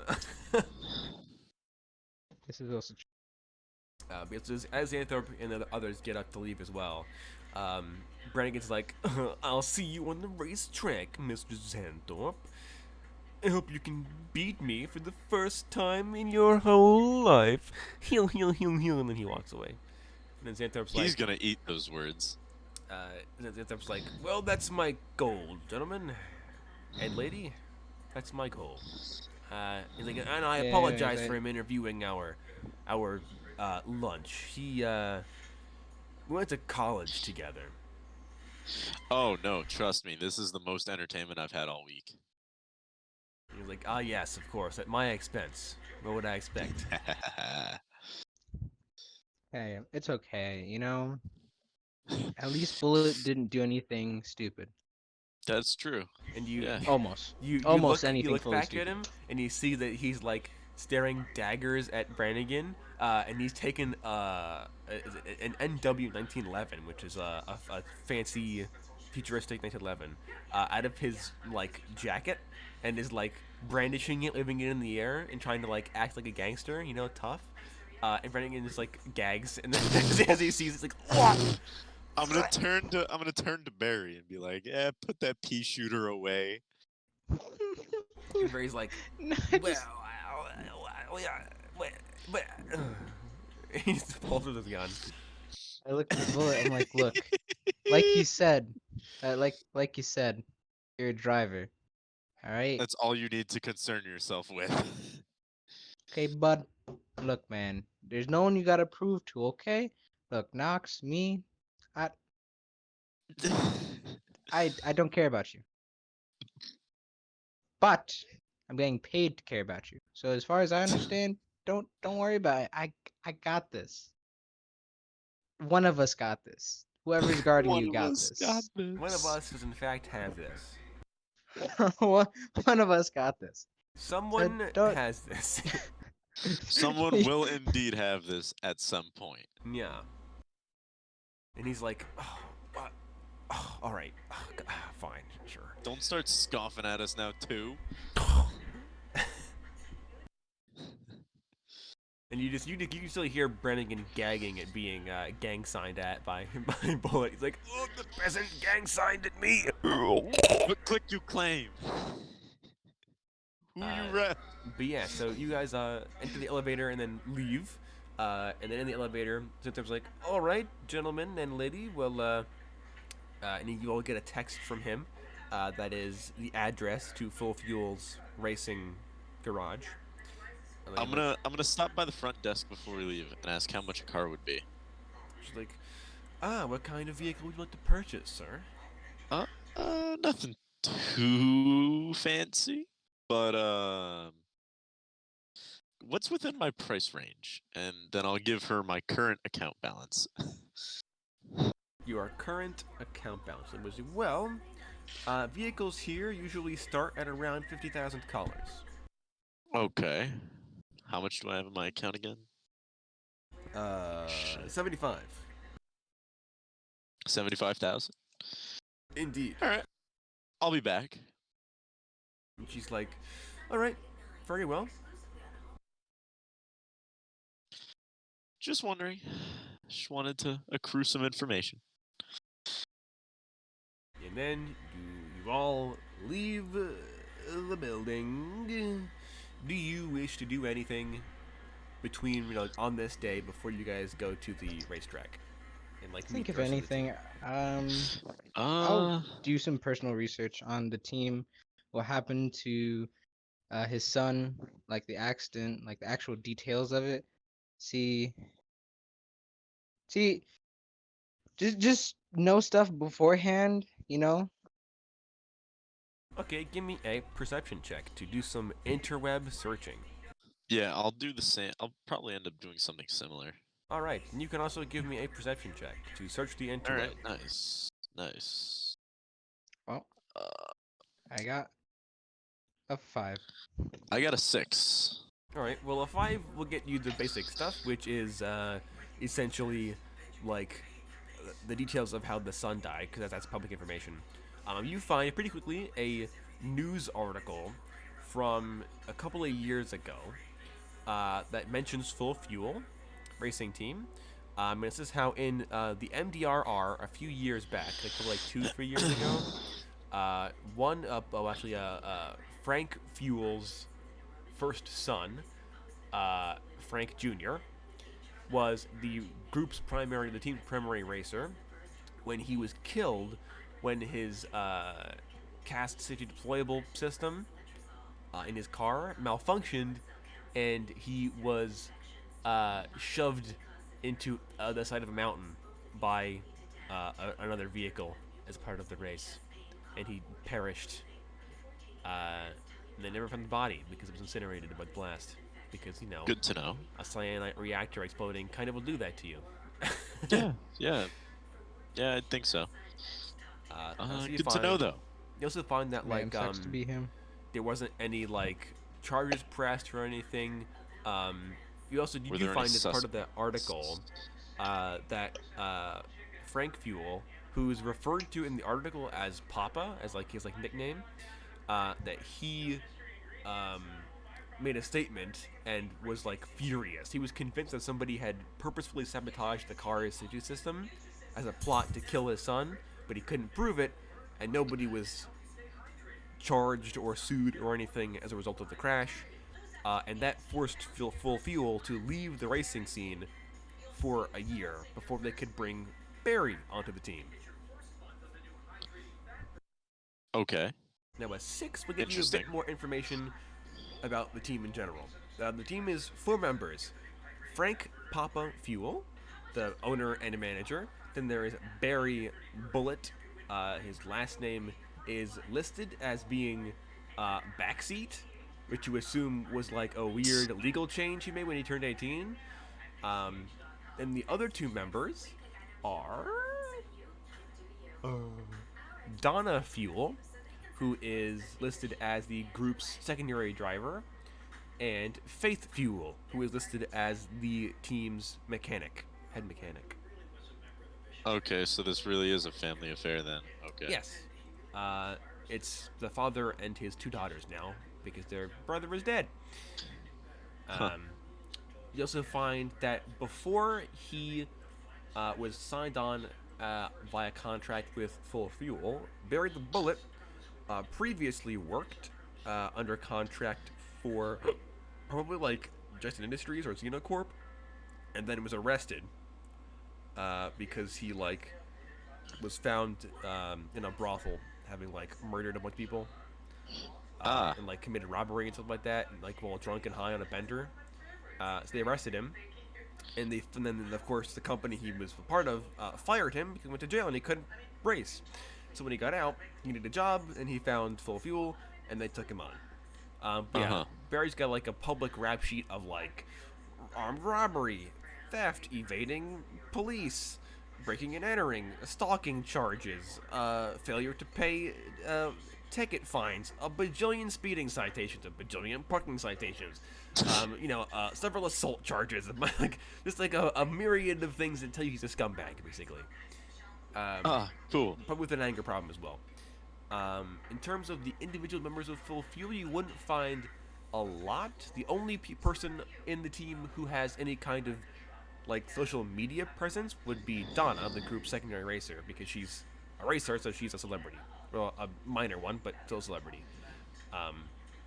And she seems to be a pretty good racer who was kind of forced to take up the mantle of a racer after her brother was murdered or died. She thinks he was murdered. Can't prove it though. Yeah. They drive cars. I don't know what you want from me. Really? Sick, bro. So, you know what? Any more information you were looking for in particular, or? Um,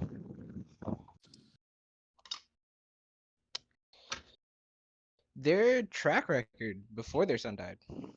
Pretty And darn after. good. They usually got at least to the semifinals in the NBRR. Huh. Which is no small feat because the race has like over 200 cars in it. So, Better question, mainly for the viewers, because I forget if we went over this. But are there different rated cars, or is it full like just every car is in the same category, including other motorcycles? Because you can. Motorcycles. Is It's it just all cars. cars that's in this? no, there are Well, we talked motorcycles. about it earlier. There Yeah, we are. talked about it Yep. earlier. Yeah. Yeah, like I said, the rules are very lax. So there are motorcycles are allowed, and your vehicle can be anything from a barely functioning like go-kart with like a potato battery in it, or all the way up to a super sci-fi teleporting nanomachine filled reactor powered flying invisible supercar with like a nuke in it or something. So Okay. Sounds about God, right. imagine the cast needed to prevent it from exploding. Going prompt critical during the middle of a race. I mean, if you want info on like the team's cars you're working on, I can give you general stuff now because you're gonna learn the details when you meet them. But Nah, get it all in one shot when we meet him. But yeah, I just wanted to know the track. What about after? What about is how many? Is it held once every year or? yes, once a year. Okay, and so far when they took on Bullet, how has their track record been? They made it to the after the quarters. It's after the preliminaries, but before the semifinals. Quarterfinals, yeah. Yeah, they've not actually like placed yet. They almost placed last year for the semifinals, but unfortunately, Barry overdosed the night before the race, so he was like powered by Novocaine and caffeine on the day of the race, and could barely function. Wow. Huh.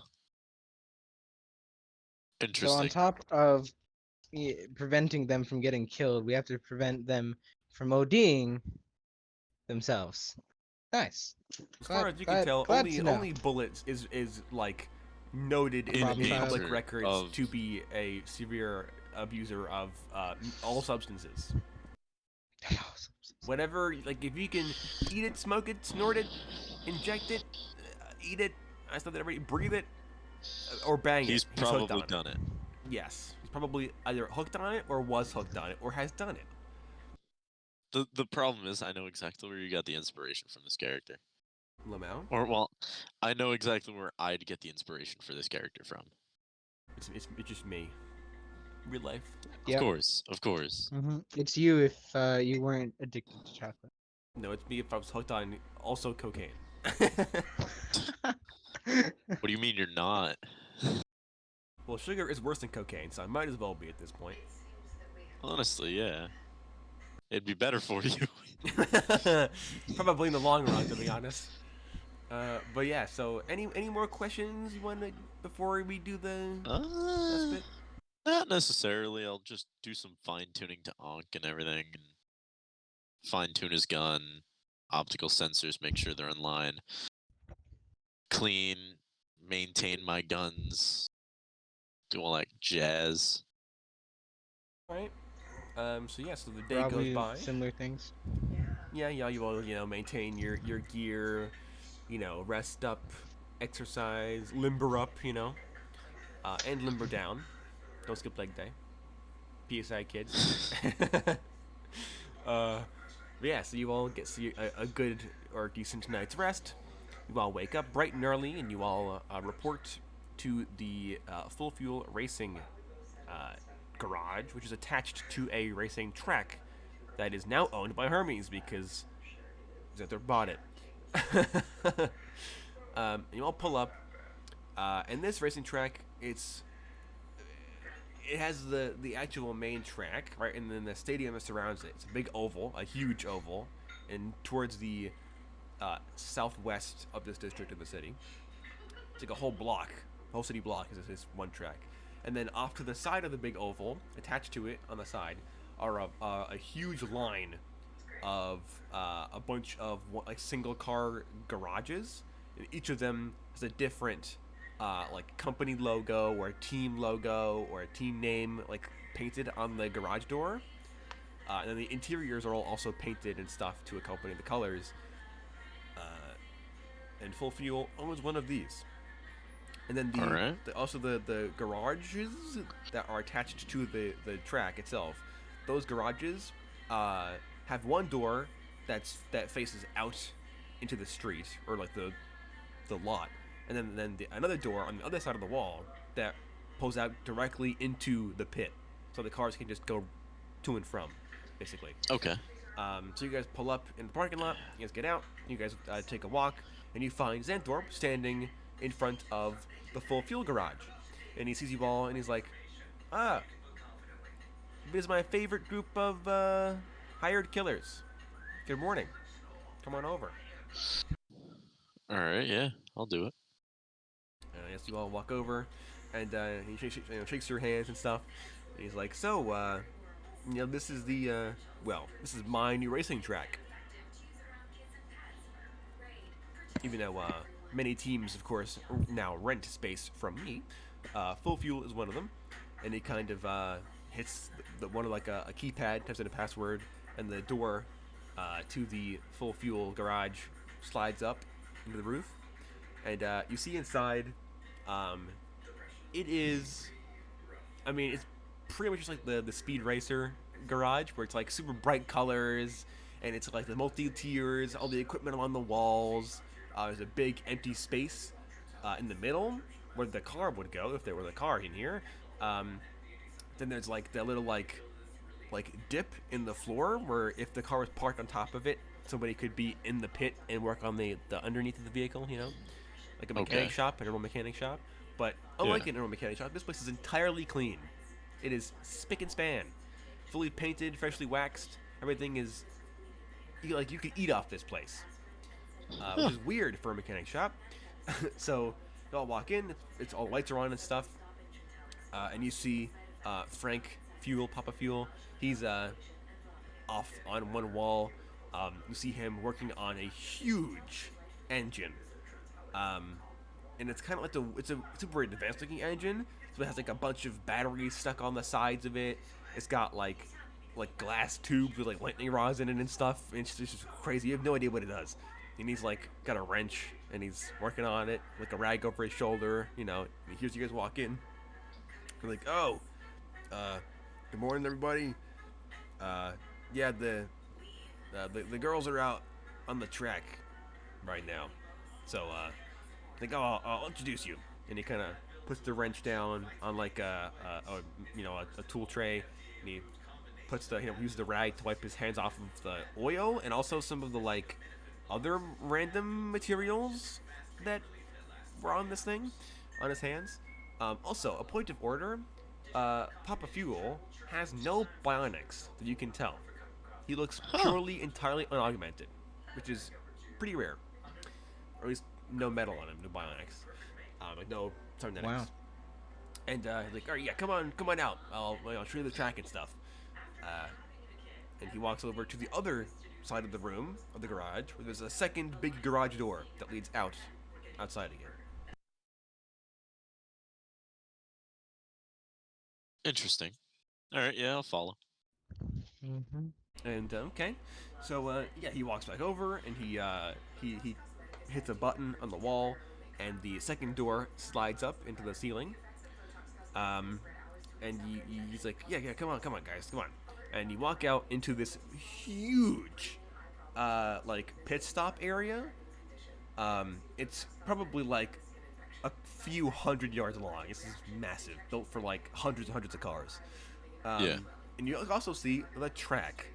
The track here is ridiculous, to say the least. It takes up the entire space. It isn't a single oval or on the sides. No. There are like wicked turns. There are loop-de-loops. There are corners so tight that the wall is the track itself is a wall. Like it's full of bend degrees at an angle, and the cars would race along the like wall ride to round these corners because they're so sharp. All this stuff, and it's like there are roads that are suspended like 100 feet in the air, giant drops and jumps and all this stuff. That you see like big metal rungs around parts of the track that are on fire. All this crazy stuff. Of course, Cairo, you know that this is a normal part of the MDRR and similar racing events. Absolutely. For the rest of you, what in the world? Bonus included. But yeah, so and Papa feels like, yeah, this is the track. Mr. Xanthor purchased it a couple of weeks ago, I think. Thanks, Mr. Xanthor. Never seen it up this close. And Papa stops and he's like, "Oh, yeah. Are you a fan of racing, son?" Oh, absolutely. He's like, "Oh, well, I guess this job is your lucky break, cause yeah, you can." You know, you got free reign of this place, pretty much, of the track anyway. Yeah, more or less. Like, but yeah, you guys are getting definitely gonna be interesting going through. Like, yeah. He's like, well, good to see that we've got somebody here that appreciates the driving arts. And he keeps walking, and you see, towards the, like, I'll say, what would that be? Western edge of the full fuel pit stop area, you see a young woman, probably in her early to mid 20s. She's wearing a baseball cap with the full fuel symbol on it, which is a flaming gas tank, flaming like jerry can, because of course it is. Okay. She's wearing a like military green tank top. She has dog tags on, which is kind of weird. She has like cargo pants, and she has like slip-on shoes. Notably, she's sitting on the ground with her knee bent and her bionic leg disassembled at the knee joint, and she is actively working on her own knee with like little tiny screwdrivers and wrenches and stuff like that.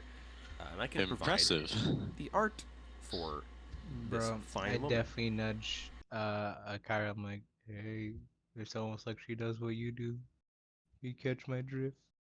You know, a whole eyebrows. Like, I'll look back. I'll look back to Nox and be like, "Yeah, you're right. This is kind of uncanny, the resemblance here." You know, her Ankh is that car, if you know what I mean. The resemblance in career is uncanny. There is the artwork of her. Interesting.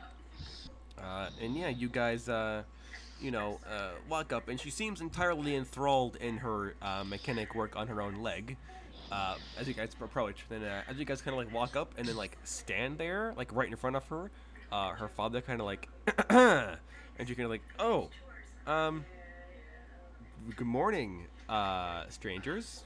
And then she kind of like grabs her like lower leg and kind of clicks it back into place, and it kind of like sparks a little bit, and she kind of moves her leg around. She's like, "That's a bit better." And she kind of puts the shoe back on, and then she stands up.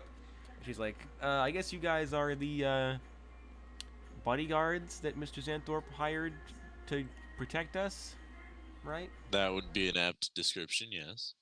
Mm-hmm. She's like, "Oh, well, I'm Donna Fuel. I'm the team's head mechanic. and she extends a hand out to shake your hands. Yeah, sure. Cairo, did you bring Ankh to this meeting, perchance? I did.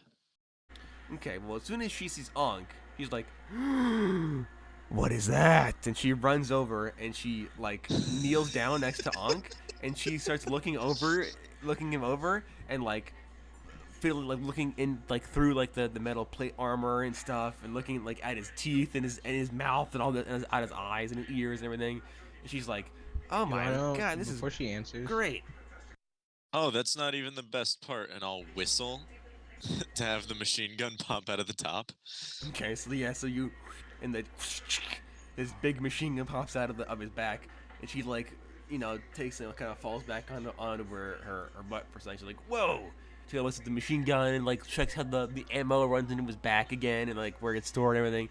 And she's like, "I've not seen a model like this before. Is this a custom?" Completely homebrew. She's like, "Dang!" And she turns to Xanther over. She's like, "You weren't kidding. These guys must know what they're doing." She's like, "I haven't pulled something off this impressive before." And she kind of like starts fiddling, like continuing to examine Ankh. So she's totally ignored the rest of you, by the way. She only cares about the robot. I'll turn to her and be like, "You should see his other body." I should mention, by the way, this Well, is the other two. situation. This is like the situation of, I bring a dog out while I'm walking to pick up chicks. Yeah, bro, exactly. Why do you think It's I have 3 dogs? It's perfect. It's perfect. I literally bring Cairo the found his robo girl. dog to pick up chicks. Yeah, she's Except like it's failed every time. But you know what? Except for This this one, time. This one, I except for got this it. time. Yeah, she's like Yeah, you should see infatuated his other with two Ankh, bodies. and she's like, "Other 2 bodies? What? How does He has how a does that work?" completely humanoid body where I detach his head and put it on, the robot body, and then he has a drone body. I'm like, wow, that's pretty impressive. And she's like, well, she starts talking to you about like robot things, like, oh, what kind of processor you got, all the detailed engineering stuff that I don't know. I'll bring up the specs through like an AR display, and I'll like explain that he's running off of his own narrow intelligence that I designed. Like, whoa, she's like, you made an narrow intelligence. So that must have taken a lot of work, huh? Like a week. She kind of blinks and she's like, Hands in the back of his head, like, it's just nothing special. Just a week. It's a week. Cracks knuckles. For him, for Cairo, it's just took me a week. and she blinks a couple times. She's like, only a week? What? Yeah, it would take you longer. She's like, well, yeah. I mean, I'm pretty sure you need like training and stuff to do that most of the time. I And mean, little does she know that Cairo only does 2 things: shoot people and stay in his code. house. That's it. Yeah, that's true. I'll turn to him and be like, I don't get out very much, or very often, unless I'm doing a job. So yeah, it took me a week. She's like, I get it. A lot of caffeine and snack foods for a week. Okay, I get you. And yeah, And if I'm not doing the that, I'm making the beats. hardest part of it was probably the subroutine. It took me 4 days. And she's like, yeah, I bet. And she's like, wow. She kind of keeps looking over Ankh and how he like responds and stuff and how he reacts to certain things. And she's like, well, apologize my nerding out. I've not met a professional mercenary before. And she's like, but who might you all be? And of course the key dog. Well, the dog's Ankh. I'm Cairo. And then Bonus is like, I am Bonus, and this is the cardboard cutout Oid. Yeah, Lloyd couldn't be here with us right now, so we've just got a with cardboard him. cutout of our friend. Actually, you want to be funny? He has a cardboard cutout that also works like. We'll know when he changes. changes. It still changes appearance. Yeah, we'll know when he changes because that cardboard cutout changes. Nice. Okay. Yeah. And then I turned around like, oh yeah, I'm Knox. And she's like, ah, of course. Nice to meet you all. It's like, and I guess, nice to meet the cardboard cutout, I guess. She kind of a bit weirded out. He's much. He's the same as the cardboard. He doesn't speak much. He doesn't do much. No, false. He doesn't speak much. She's like, That yeah, that is true. He does do a lot for us, but he doesn't talk a lot. She's like, well, I look forward to meeting the real him and not the cardboard cutout version in the future. She's like, but I mean, you guys are probably here for my sister. She's currently, I think she's like running the course 'cause she got bored, and now you all kind of, as she points it out, you all kind of realize Sound that of you've the been car. hearing like the distant like rumbling of an engine and like the screeching of tires in the distance. You all kind of look out onto the track as she kind of points out, and you see racing on the track is a sports car. I have art for the car. Ooh. I have art for every I'll be single honest. car in the top like 6 or 7 bloody racers in this should, race. I'll sub vocal car. I'm like, you should have pulled the no, I'm here for you. You know. That's what I was gonna do. I was gonna keep talking about Onk and like robotics. Damn, that's a pretty sick ass car.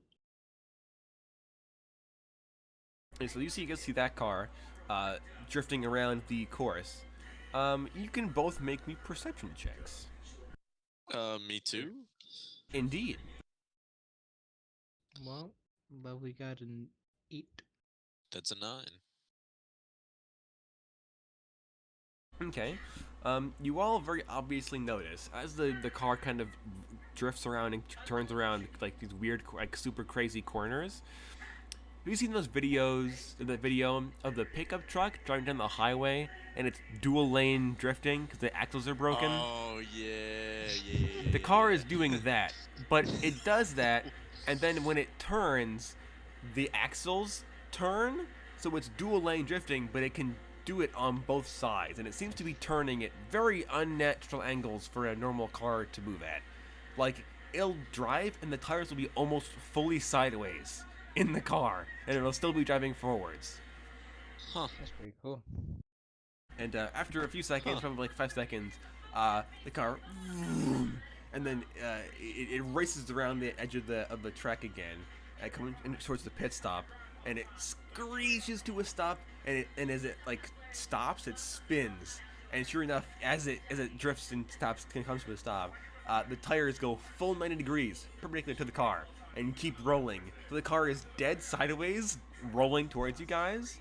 Dun, dun, dun, dun, dun, Yeah, and then right as it comes to a stop, the front door pops open, and the driver steps out.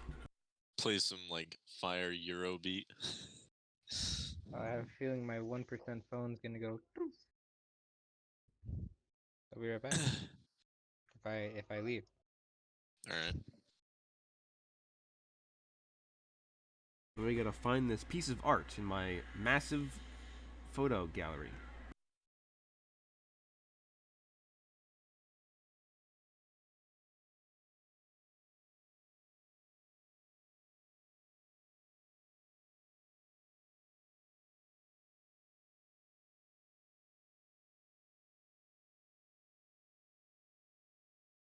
See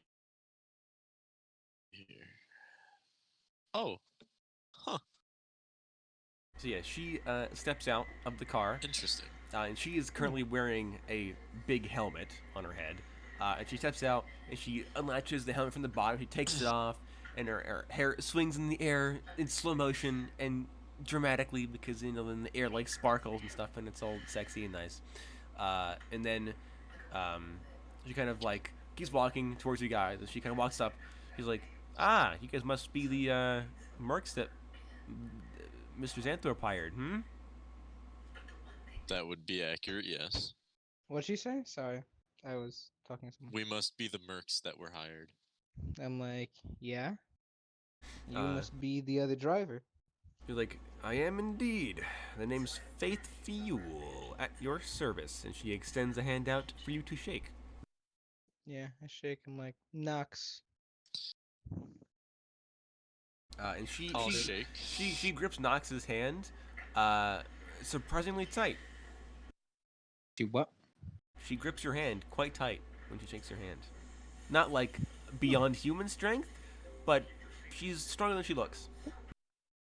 Ah, okay. And I Knox, you got it, go. bro. Break her Yeah, wrist. I'll break her. I mean, Wow. Gay? you Gay? know, yeah. Lamau. You know that. I can lie, that robo schlong augmentation looking like I could afford it. You know, always could. Wow. You could. You really could. You Anyway, could do it before the race. yeah, I'm not gonna do that. Anyway, It's a sore I pelvis for like a week. maybe, who knows? I'll go at her. I'm like, nice, and I'll look at her, back at the car, look at her, back at the car, and be like, Look at your men. Now back to me. Now back to your men. Now back to me. Where's the Dragon I'm not Ball? your man. It's gone. I'm flipping you off. I'm flipping you off. yeah, I'll Where's the turn to Dragon her and I'll Ball? be I like, threw it. so tell me why you aren't the main driver? She's like, well, I mean, do you want the real answer or the real answer? Yes. I turn to her and I go, I want whatever you're comfortable with. She's like, well, the answer is that I'm not good enough yet, and I need to hone my skills in. But the real answer is that my father's afraid I'm going to die like my brother did. Ah, I see. Yeah, That I kind of saw usually that comes with the coming. territory. Yeah. And I go, so so what the fuck just came out of my mouth? Wow, I was gonna say it's you're already actually crushing on an NPC, Kyle. Unbelievable. no, I was gonna say it's okay, but then in my head I heard myself saying it's okay. I'm like, what? It is okay. It was okay? Quail eggs? She's like, yeah, it's pretty okay. Yeah, it's pretty okay. I'm like, it's okay. It's understandable. You know, father wanted to protect his girl. My father would have just told me to get back in there, you lazy bum. Now I'm no longer lazy. And she is kind of like, yeah, and she kind of Modern like problems. she kind of like smacks the hood of her car. She's like, but this baby, it's taken me pretty far so far. I've only had it for a couple of weeks though. Mr. Santor bought it for me, brand spanking new, isn't that right, boss? And Johnson's like, I did, and you hear under his breath, he's like, and it cost me a freaking arm and a leg. I'll go over to the cart. How much would I know about cars like this? You don't know a ton, but you can. Like I'm privy to it. Yeah, like you maybe an intelligence check because you Okay. follow the racing, so you might know a bit. That is a 7. No, that's pretty good. Okay, so with a 7, you figure this vehicle is powered by synthetic fuel, synthetic gasoline. You can see that the interior has a roll cage. Its seats have a 6-point harness on it. What else has it got? You also figure. Now you kind of seen the car do that weird dual lane drifting thing. It has. You would assume. You hope anyway that it has a modification that is referred to as the Drifter's Extra Axle Joints, which are a series of interlocking joints added to the vehicle's forward and rear axles that allow it to drift effortlessly and drive in unusual ways. That makes the car a lot more maneuverable. Interesting. If you come and look at the windows, you can see a nitrous canister in between the passenger and driver's seats. And you also figure, by like the weird rims it has, the kind of flat rims, this car can probably become a hover car with the press of a button. But other than that, Interesting. you don't know, because the rest of the stuff is hidden. I'll turn to her and be like, what you running on? Like the engine. Oh god, probably like. I mean, this is Cyberpunk's probably like a V20 or something like ridiculous like that, like a stupidly powerful engine. I think this thing would be like near to breaking the sound barrier level of fast. This thing is beefy. She's like, yeah, man, it's got the newest gear. It's got carbon fiber body mods on it to make it lighter and sleeker. Got a spoiler, obviously. Got the safety deployable device in it. Got the drifter axles. She's like, yeah, a couple of other fun gadgets that I might need if I have to race anyway. Probably. You probably will. She's like, she raised an eyebrow. She's like, well, why do you say that? I don't trust your boy. Like laughs. She laughs. She's like, oh, you don't. I guess you've met Barry then, huh? Yeah. Yeah. I I go and like Matt. Sure, Seeing how much of a disaster he is, yes. Yeah. You could say that. She's like, I mean, if you wanted it, I can make it real sad for you. I can tell you that when we first found him, he was living out of his car, his race car, the car he uses to race still, to this day. That vehicle, he lives in it. Oh boy. We lived in it, I guess. Not anymore. We used to live in it. It was bad. Yeah, he's I mean, he's all right. I guess. I mean, he does his job most of the time. I Except for last mean, year. as long, yeah, I read up on last year. I saw that. I went, or no, yeah, I did. Yeah. I thought I failed to check for some reason. Anyways, I go, yeah, during this race, because you kind of gotta win. We're gonna try to keep that under control. Because I'll be real honest. If your father's gonna be like, well, you can't drive, even though Barry's actually nearly dead on the floor. Actually flatlined. He's deceased. Put him in the car. Put a brick on the speed pedal and let him go. Autopilot, you know. Autopilot. Yeah. Sadly, I don't know if I'll be able to convince your pops to let you drive if Barry acts up, but Oh man, I wish we were here. So that it'd be fitting that I had him roll for something. Cairo, make me a perception check, because you would kind of pick up on this more than Knox would. Okay, that's a 10. You pick up very subtle things about the way that Faith is moving. She seems to be responding to like finishing sentences, or like responding as soon as somebody stops talking, or she is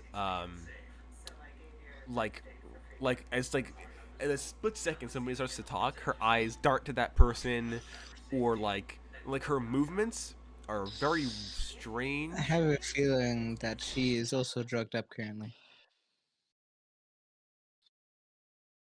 I mean, you don't know, but yeah, Well, sure, I she's wouldn't know. she's like yeah, sure, she's like, she seems to be, yeah, kind of, it's unusual. You don't know quite what it is, but yeah, she's like finishing sentences, reacting instantly to things. She's like impatient as well. I think I know what it is. Can I see her pupils? They appear relatively normal. They're not like dilated or anything? Maybe a bit larger than you would expect from average, but not like you're on cocaine level of dilated. Okay. Because I was gonna say one of two things. Either one, she's an android, or two, she's on some serious shit.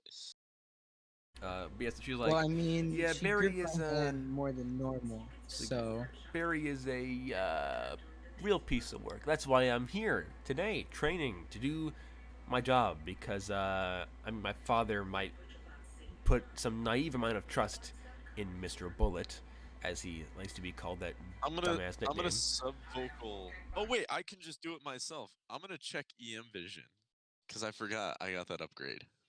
Okay, so you check EM vision. Let's see. Let me look at her. she's glowing. She's a radiant.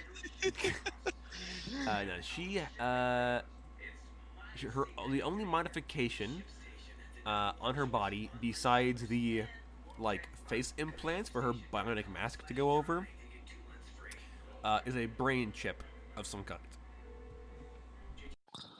Huh. No, I mean, if they've won a bunch before and are recently getting into stuff, that might be a membership chip for something, if I'm being honest.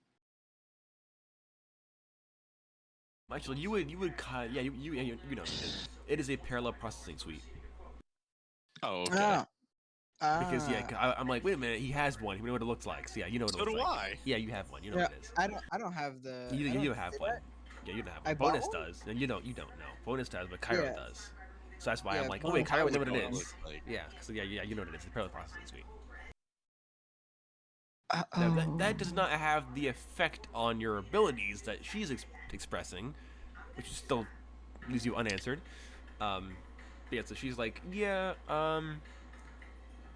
Bullet is a guy, I guess. That's why I'm here and make sure that he, if it does happen again, we have a backup because my father. I mean, last year.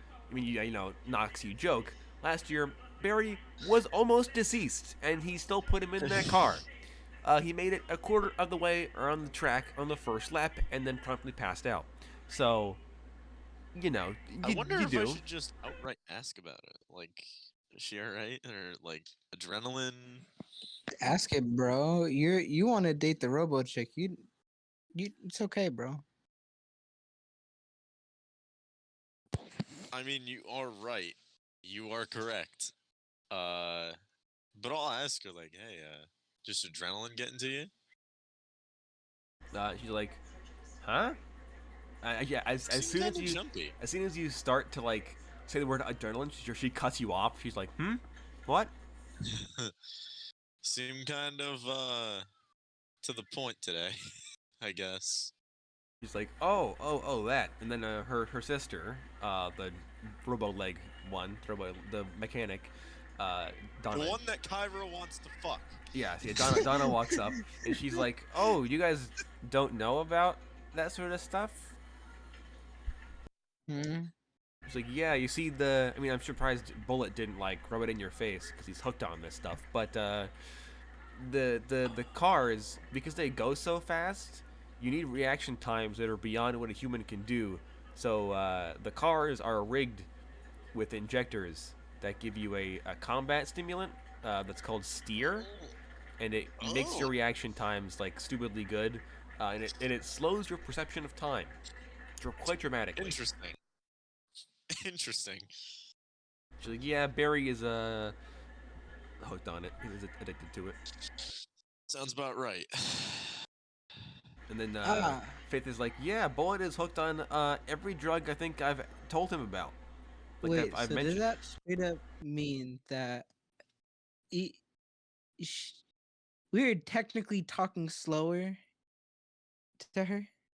She's like, By yes. technical terms. And then her sister Donna is like, yeah, we would be talking like that. You know what I'm saying? Quite slow. Huh. I mean, you figure that like she needs the reaction times to be able to, like turn around corners with a single degree, like tolerance range. If she misses that 1 degree tolerance, she'll die. So they need that reaction time to extend that 1 degree out, and that time she has to react to that. And she's kind of Huh. like just so you know, like it's pretty cool. And she kind of like no look tosses a wrench at her sister, and she catches it like halfway, like she fully like lunges for it and catches it before it even gets to the peak of its arc. And she's like tosses it back, and she's like, yeah, it's pretty cool. Huh. Interesting. I turn.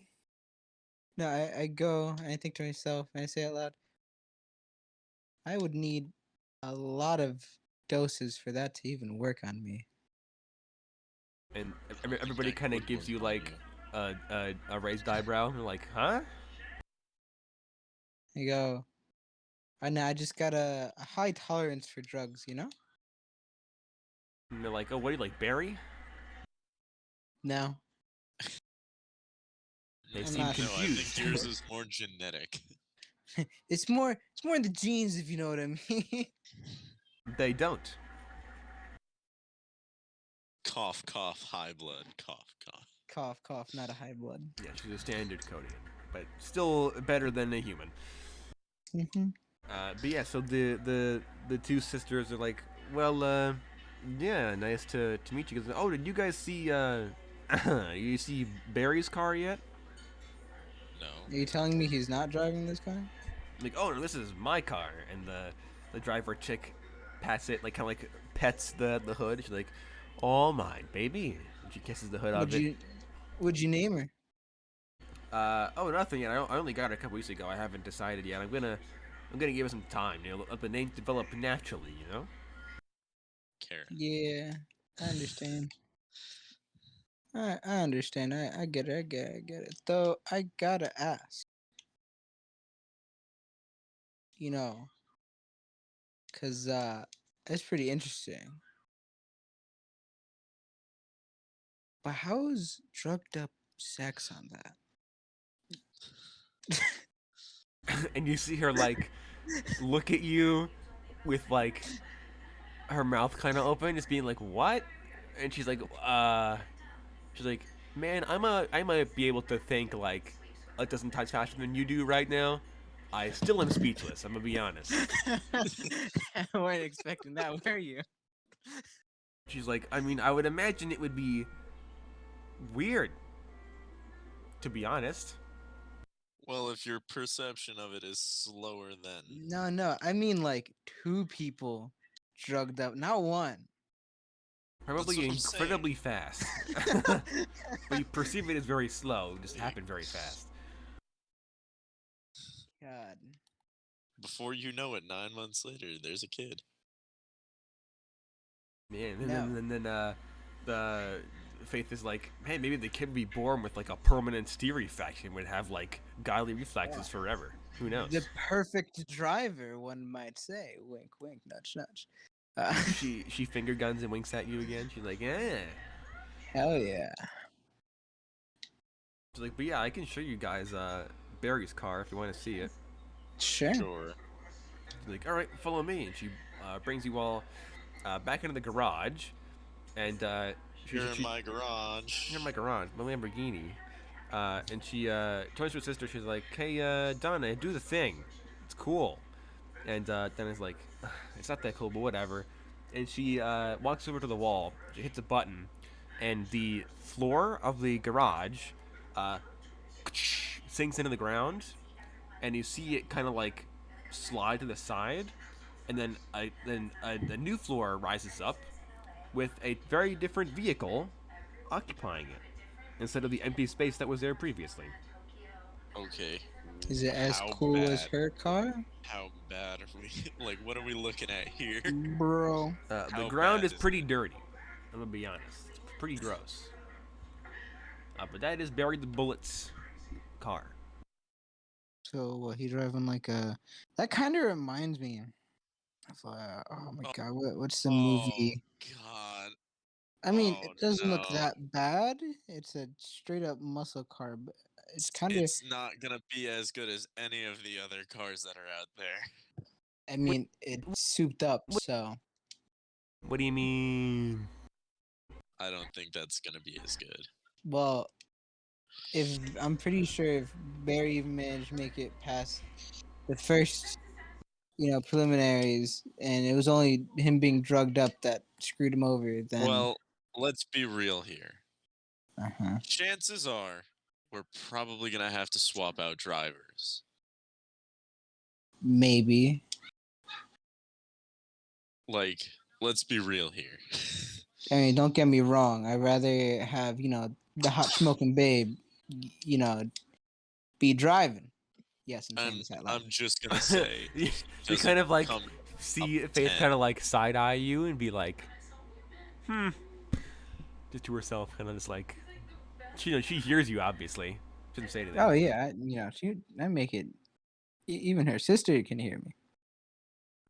Wow, that's how you get punched, bro. What are you talking about? Unless they're having a competition, then that's a different story. But what are you talking? But yeah, so She's like, no. Donna, the mechanic sister, kind of walks up. She's like, "Yeah, this is Mr. Bullet's car. I mean, it isn't." Call him Barry. He has to earn the bullet. Like, well, I mean, last Cox time gun. that I didn't call him Bullet, he got in my face and I knocked a tooth out of his. So I You thought know, it was easier to just. funny enough, He needs to earn bullet. I turned to her. I'm like, funny enough, I think that's honestly part of his personality. He did that at the restaurant we met at. Almost got knocked in by 2 Russians. And she's like, "Yeah, I think it's kind of like a thing for him. I mean, you think he would learn a lesson after like the 5th or 4th tooth, but it just keeps happening." Is that why he always wears his mask? I mean, probably. And I've actually seen his face though. I only know I knocked his tooth out because it fell out the bottom of his helmet. I'm gonna turn to Donna and be like, he tried to step up to us. She just like shakes her head and like scoffs. She's like, "Yeah, I feel sorry for whichever one of you gets assigned to protecting him because it's gonna be a piece of work." But Not it. I plan we're rotating depending on the situations and whatnot. it's Not like all enough. of us. smart reaction. Gotta yeah, QRF force. Mm-hmm. I guess QRF would be, yeah. Anyway, Quick she's like, response force. yeah, she's like, but in terms of the vehicle that he drives, it isn't the worst thing in the world. It's got the usual protective stuff in it. It's got a roll cage, split harness, caster system, deployable safety stuff. I'm gonna ask if she can open up the car, because I want to run diagnostics on the car itself and make sure the internals are running fine, I got an odd like the question. computers and stuff. Make sure that's all good. Is that supposed to be a dice aesthetic on the side of the car? I believe so. Well, you guys can see at the side of the car, those like holes. Kyra would recognize them as EMP shielding. Huh. Hmm. Interesting. But Don's like, yeah, I can run the night real quick, and she walks over to like a portable like terminal on like wheels, and she like extends a big cable out of it, and it jacks it into like a smaller port near the gas pouring thing, the gas tank. She types up on the terminal, and she kind of starts running diagnostic. She's like, yeah, this car's got the EMP shielding on it, armored windows, armored tires, nitrous. I was gonna say, hold that thought, because I was gonna jack into the terminal and check the car over in VR in the Matrix. Bro, you Just go should so flex. unconscious. You just flex on her. You're like, Yeah. don't worry, I got this. And your body is just limp there, and like, Well, because there could be stuff that we're not seeing, so I might do that anyway. bro, just get in the passenger seat and do And it, then jack into the car. and be like, I'll show you how I run diagnostics. Actually, how I run a jack in. I'll run a deeper look. Give me one moment, and then I'll take the cord and jack into the car. And body goes limp, foams at the mouth. Yes, you attach your spinal cord to the port on the gas tank side of the car with your brain, and you just fall unconscious. Yeah, you figure out the car has nitrous, a jump package, climber's wheel treads, which are extendable spikes in the tires that allow for all-terrain driving, and also wall climbing and ceiling driving, which is pretty cool. It also has a turret-mounted 50 caliber machine gun built into the hood. The car can deploy oil slicks out of the back, and has tire spikes in the hubcaps that extend out to pop other tires. Huh.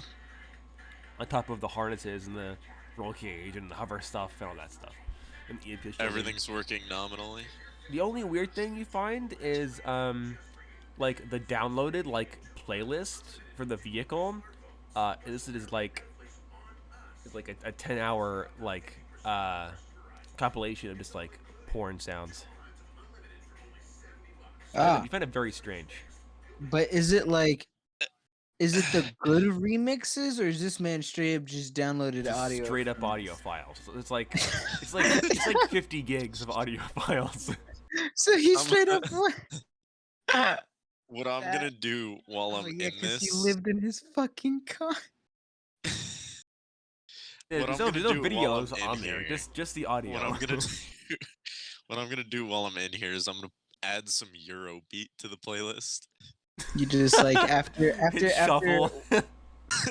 after one like 20-minute video of straight audio, it just goes. Yes, actually. It's like I don't remember this one. Mr. Worldwide, and you're like, oh god, not Pitbull.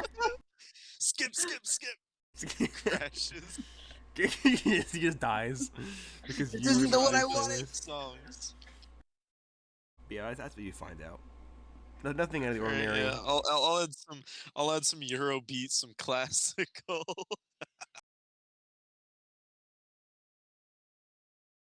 Just a bunch of different music in there. Great, you do so. Alright, yeah. Alright. Seems to be good. Everything's in working order. All right, you come out of the Matrix, and Donna's like, "Whoa, you're like a hacker, dude." I am. Nah, I've babe. basically amounted to tech support for my team. She's like, "Oh yeah, I feel that." And she kind of like death glares her sister. Sister's like finger guns at her. She's like, I couldn't do it without you though, so valuable part of the team. And bonus laughs. I'm like, yeah, boss. I'll turn boss. I'm like, I'll be real honest.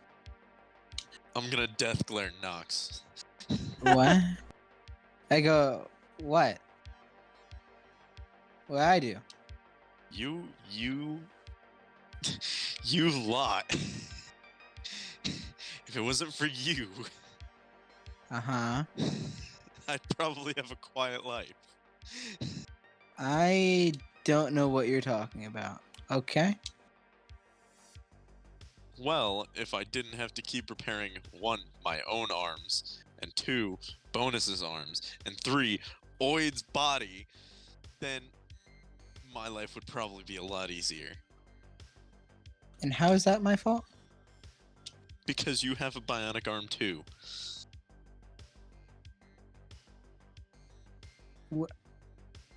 Bonus laughs. I turned to boss. I'm like, I am failing to comprehending. Bonus just like smacks him on the back, and he's like, "Don't think too hard." And then Like, turns back to the sisters and just like it totally ignores the rest of you. And he's just like, God. Alright, well, either way. And the sister's like, yeah, so that's Barry's car. Hopefully he will be sober enough to use it in a couple of days. But you know, we'll see about that. And Faith like snickers, you know, laughs. And she's like, yeah, again, whichever one of you, you know, happens to be protecting him during the party tomorrow, keep a close eye. Because last time he went to one of these banquets, he got absolutely blasted and started a fist fight with the ice sculpture in the room and ended up breaking his hand, just punching the ice sculpture of a swan. And they got thrown out of the building by security. So Sounds about right. yeah. yeah. don't worry about it. Well, something. I don't know. Might put Oid to that because we can't prevent him from doing drugs. We can probably have him just go sleep. If you can't prevent him from doing drugs, you can have Oid give him more drugs. Here, Barry, had this bloodlust real quick. Just you'll be fine. We'll be fine, pal. Be fine. Don't worry about You it. just hear like "Wee!" from like 5 walls at the banquet, and he just like Kool-Aid Man's through the wall. I'll be like, yeah, that's our Barry. It's a sitcom now. Everybody hates Barry. The new cyberpunk drama show where it's a drugged up crackhead running around causing mischief. With you guys trying to Yep. protect him. Yeah, I can see that. But yeah, so the sister's like, so yeah, you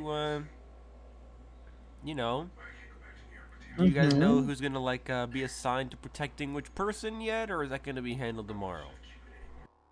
Well, as far as I know, it just depends on what the situation looks like. Truly, it.